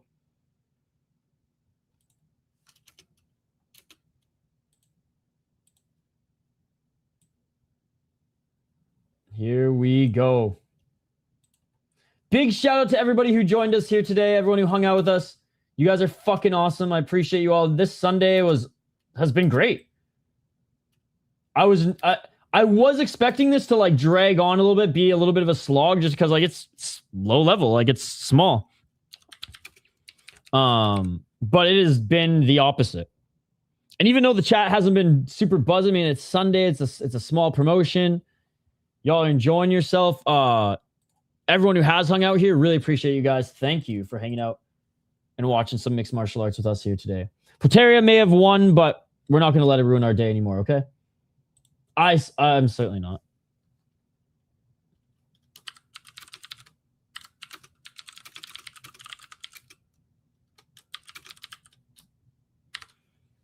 They're being announced right now, then we'll get right back into the play-by-play, guys.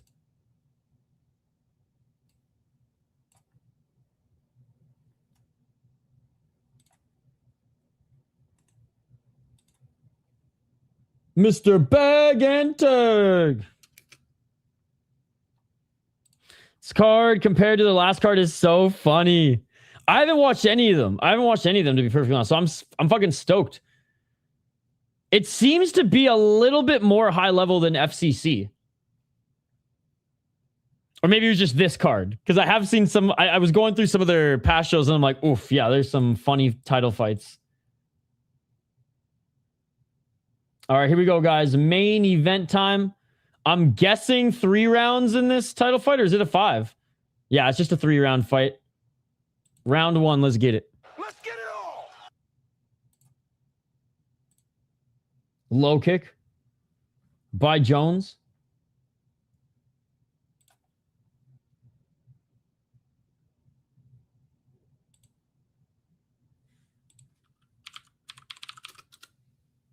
Oh, nice counter right by Mullen. Mullen with another low kick. Nathan Jones said it was the easiest weight cut of his life. This is my second card. I would say FCC, and this with the same FC has better prospects.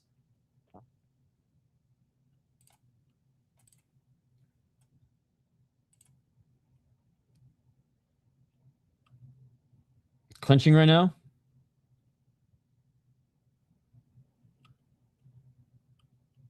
Looking for the sweep. Unable to get it.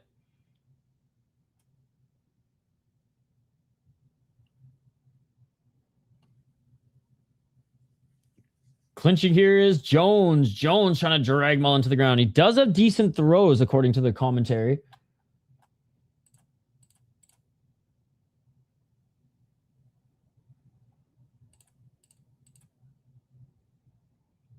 Still clinching. The refs have been slow to separate guys in the clinch, by the way. Do you know how long their deal is with DAZN Fried? Are we gonna be able to keep watching these, or is it gonna go full Inca here soon? Still trying to pull Mullen to the ground here is Jones. Full body lock.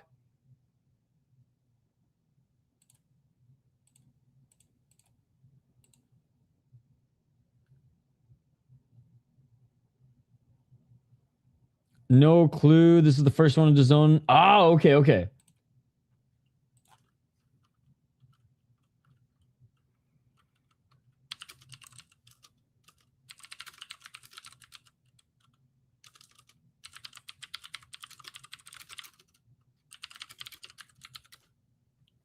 And now Mullen's been able to grab the torso of Jones. Okay, so July 31st. So fucking not that long ago. They signed a global broadcast partnership. DAZN's going to stream the last... Oh, nice back take by Mullen, and Mullen takes Jones to the ground. They're going to stream the last 3 FSC events in 2026. And an extension could be in place after that. So they signed a three broadcast show deal. Oh, back up to her feet. Left and right by Mullen.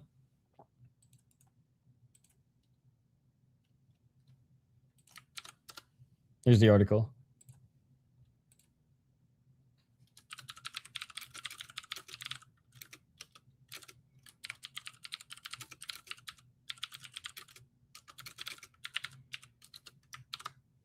Oh, what a takedown by Mullen.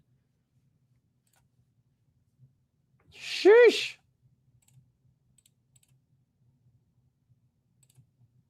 Oh my God, Fried. How good is this Ryzen promo? Holy shit. Hooks in right now. All right, lets it go. Rolling to his right here is Jones. Mullen. Couple right hammer fists. Oh, Mullen, huge hammer fist.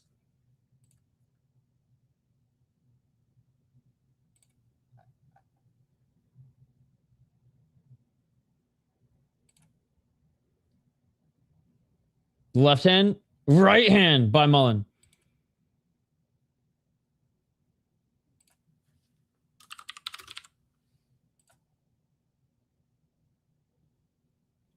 Now back up to the feet, up against the cage. Body lock. Knee by Mullen in the clinch. Looks like he's beaten Nathan Jones at his own game here.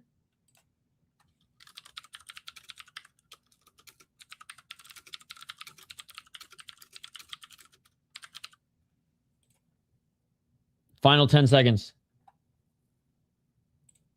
Oh, spinning elbow attempt. Dude. Uncle is so lucky he ducked. He would have been out. Slipping. Dude, the mat looks slippery as hell, to be honest.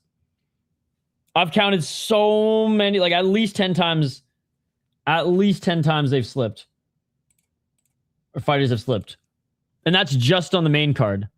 Or the DAZN part of the card. All right. Clear round 1 for Tom Mullen.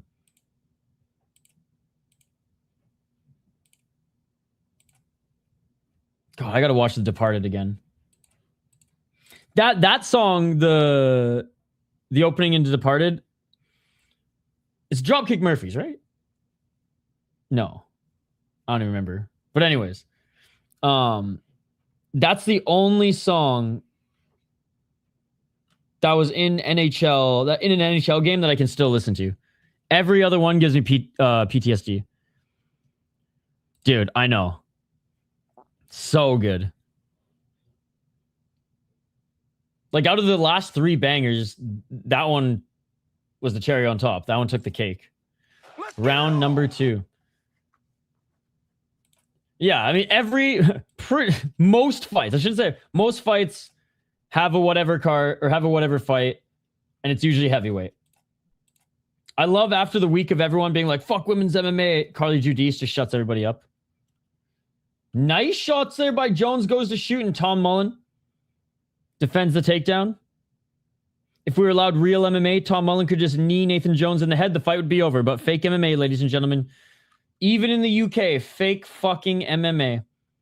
425, their commissions are garbage too.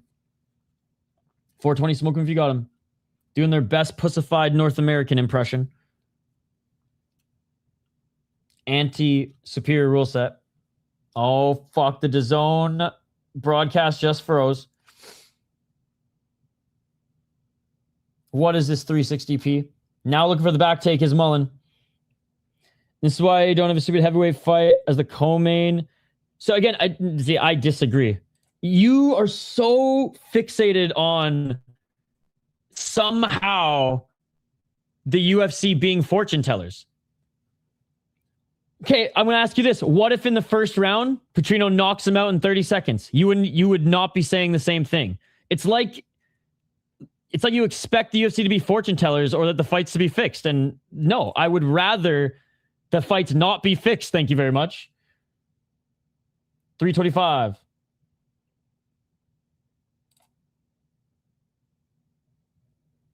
How is it diminished? I don't understand why, like, suddenly Jones versus Medeiros is diminished because of where it was on the fight card. That makes zero sense to me. 3 minutes on the clock. Body triangle. Back take by Mullen. But he's kind of on the side.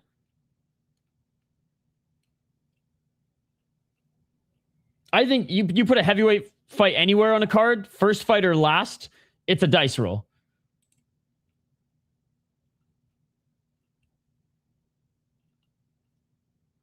Oh, Scottish Twister. Mullen's going for the Scottish Twister. Oh my God, fried.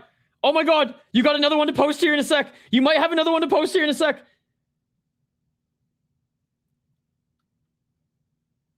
Oh, he lost it. Well, he got out of it. I don't think he had underneath, like, I don't think he had. Oh, fuck. Oh, fuck. Now Nathan Jones grabs the heel. Now Nathan Jones grabs the heel. I don't think he had the leverage underneath the neck. Oh, and now Mullen gets out of it. Nathan Jones. Dude, it is. It 100% is. Year of the Unk and the Scottish Twister. Maybe not for Nathan Jones here tonight, but overall, the Unks have been overperforming this year. And the Scottish Twister has become the new... The Scottish Twister has become the new leg kicks. The Scottish Twister has become the new leg kicks. Everybody's doing it. The Japanese were like, huh, we're going to start doing that. And then now everyone in North America is like, fuck, man, we can't let the Japanese take this over. Emmers, bro. Emmers, what a G. Oh, nice job by Mullen getting into mount. Dude, Mullen's 26, right? Pretty sound in all the grappling exchanges, both clinch work up against the cage and on the ground. Escapes as well. There are multiple debuting fighters who've gotten twisters this year too, which means they all think it's cool and like available. Like there's a path to get it in these fights versus some of the versus an omoplata, which takes a lot of setup, right? And they're like finding a path for it and they're drilling it early, which is super cool. Oh, now back into full mount, and he's looking for the arm triangle. He needs some space. The cage is in the way. 45 seconds. If Mullen could get fully on the right side of Jones, he'd have space for this, but the cage is in the way and his right leg is tied up. Yeah. Still in half guard, Mullen lets go of the arm triangle choke. Is there enough time to set it up here again? He's still in the top position. And now loses that. Is in butterfly guard. 13 seconds remaining. Does this card make the top 5 cards of the week? Yeah, I would say honorable mention. I'd say there's an argument for it, but 100% honorable mention. 100% honorable mention. Exceeded expectation, which is good.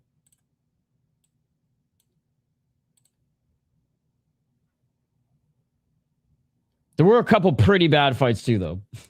But I expected that. I expected that.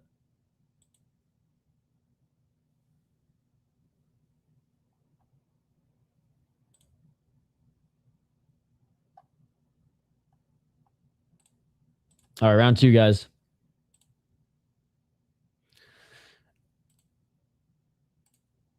Sorry, round 3. Jeez. Round 3. Tom Mullen up 2 rounds. Jones had a moment in that round, which was the heel hook attempt, but that was it. Only 3 rounds, right? Tapology and Sherdog say 3 rounds. But they've been wrong about this card before. As Red's been keeping me in check. All right. Let's get it on. 90% sure it's the fucking final round. I can't imagine fucking FightStar Championship just 5-round title fights. Spinning back for the attempt by Mullen, who looks a little bit tired here. Right hand by Jones. Oh, Mullen cracks Jones with the counter right. Flying knee by Mullen. Looks like it hit the chest of Jones, and they go to the ground. 1 UFC, 2 Dana White Contender Series, 3 LFA, SFT, PFL Tampa, I would agree. I would agree. I'll say honorable mention to the only MMA fight on 1 this week. Superior rule set finish. So, or at least superior rule set to set up the finish. So I know it was only 1 MMA fight on the card, but we got to throw just some love, some acknowledgement to that fight. Dude, SFT is always a finish. The face plants were unreal. It's 3 rounds. All right. Like I said, I was 90% sure. Oh, back to the ground, and Tom Mullen gets in full mount. Easy pass into mount, and here comes the ground and pound. He's postured up, and he's throwing big right hands. Rolling over, giving up his back here is Jones. Mullen with both hooks in. Mullen trying to fight, not the wrists, but the legs, and Mullen trying to get that right arm under the neck. Rolling is Jones. Mullen's not trying to flatten him up. Mullen's trying to get the body triangle. Good job by Jones fighting that body triangle. But if he starts worrying about the body triangle too much here, he might lose the neck. Body triangle secured. Leg in between the legs, though. Oh, man. I'm happy I at least got the knockdown, but I was devastated. I was devastated.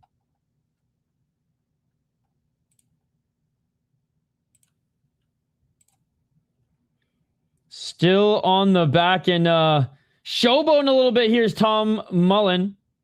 Making some faces to the camera.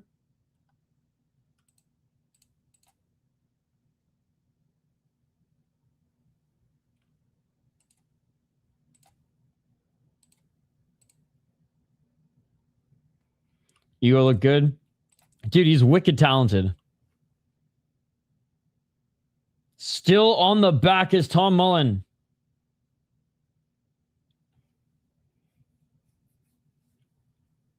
Oh, snatching the neck. He's snatching the neck. Jones needs to be fighting the hands, not throwing those shots behind him. And there he goes. He fights the hands, and he's able to almost reverse Tom Mullen. Great job keeping that left arm underneath the shoulder. That's the only way he was able to keep Nathan Jones basically on his left shoulder and not allow him to completely spin right. Now, just maybe threatening a crank here. Body triangle still secured. Ankles facing upwards. Oh, Jones doing a good job of turning. Mullen actually had to readjust his body triangle here.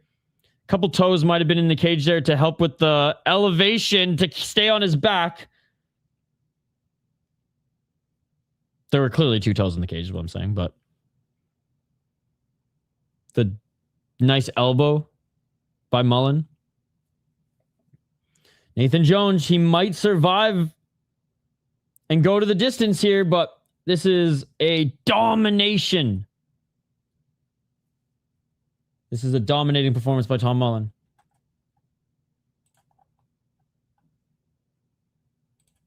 Oh, Jones gets out of it late here. He's got 1 minute to find a finish. Mullen has 1 minute to find a finish.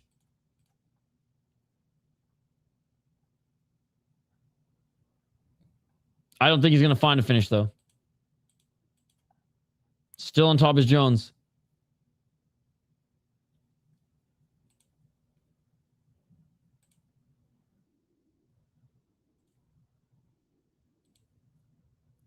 Still on top, but not doing any damage. Oh, there's more strikes coming from the bottom here by Mullen. 20 seconds. Jones finally throwing some hammer fists.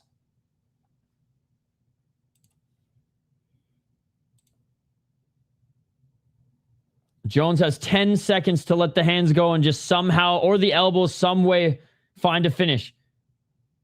And Mullins gets the reversal late, and that is going to do it clear as day and new. A great display of respect by Mullen to Nathan Jones. Puts his arm up, gives him a hug. A little passing of the torch in the grappling / MMA game here in FightStar Championship.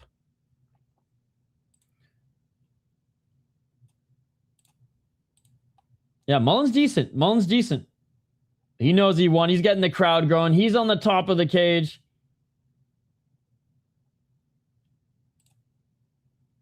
Oh, I can't believe Ihor Potieria didn't get knocked out. He was so close, chat. I might go have dinner with a couple friends tonight, and I'm literally going to bitch about it the whole time. Dana White Contender Series highlights will be posted. They'll just be posted later tonight. Hey, what's up, UFC Celebrities and Classics, guys? Go check out. He's a real MMA channel. Not like this fake-ass MMA channel that we have here at the City Light Project. He's a real MMA channel. Go check him out. This card's been pretty good, eh, UFC Celebrities?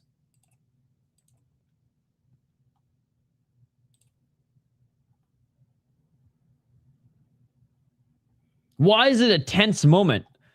Bailey saying it's a tense moment because we got an interim champ, we got a champ. It's like, bro, we all know who's going to win this one.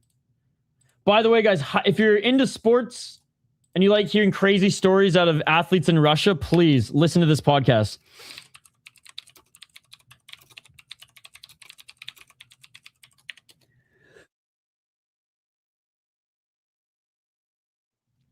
Holy shit.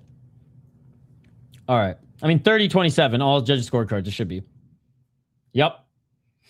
New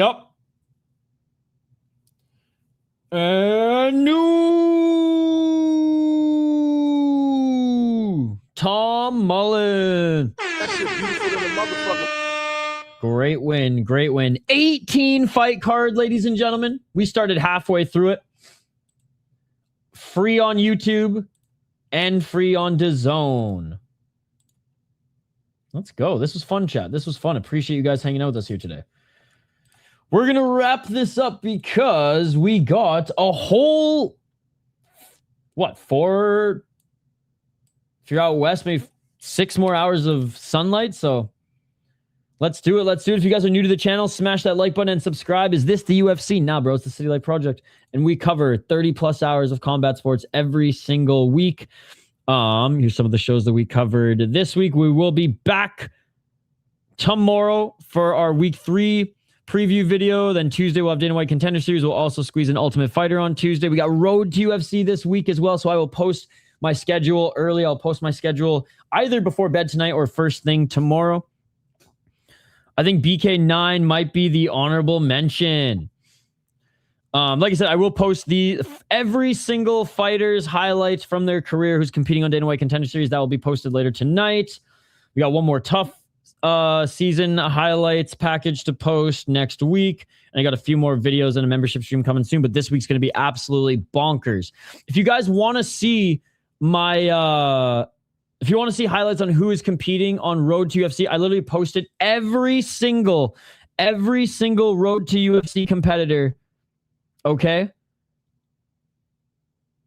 Every single one. The extended for both and just every single one. Like, hold on. Yeah, both extended ones, and I have all of them individually as well, so you can check those out. But that is going to do it here for me. Enjoy the rest of your evening, afternoon, and day chat. I'll be back tomorrow for Dana White Contender Series prediction and preview video. I'll be back Tuesday for a whole string of streams. Taking Wednesday and Thursday off streaming, but Thursday night / Friday morning we'll be back for Road to UFC, and one of those, maybe Wednesday, I'll fit in my Road to UFC prediction, because Thursday I'm drinking an astronomical amount of beer, which, since I haven't been drinking beer, is only probably going to be a few at the state fair. So thank you guys so much for watching. Appreciate you all. Excited for the next FightStar Championship card in December, and we'll see you on the next one. Peace. I'm out of here. Oh, the next one's not in December. The last one's in December. We'll see you on the next one. Peace.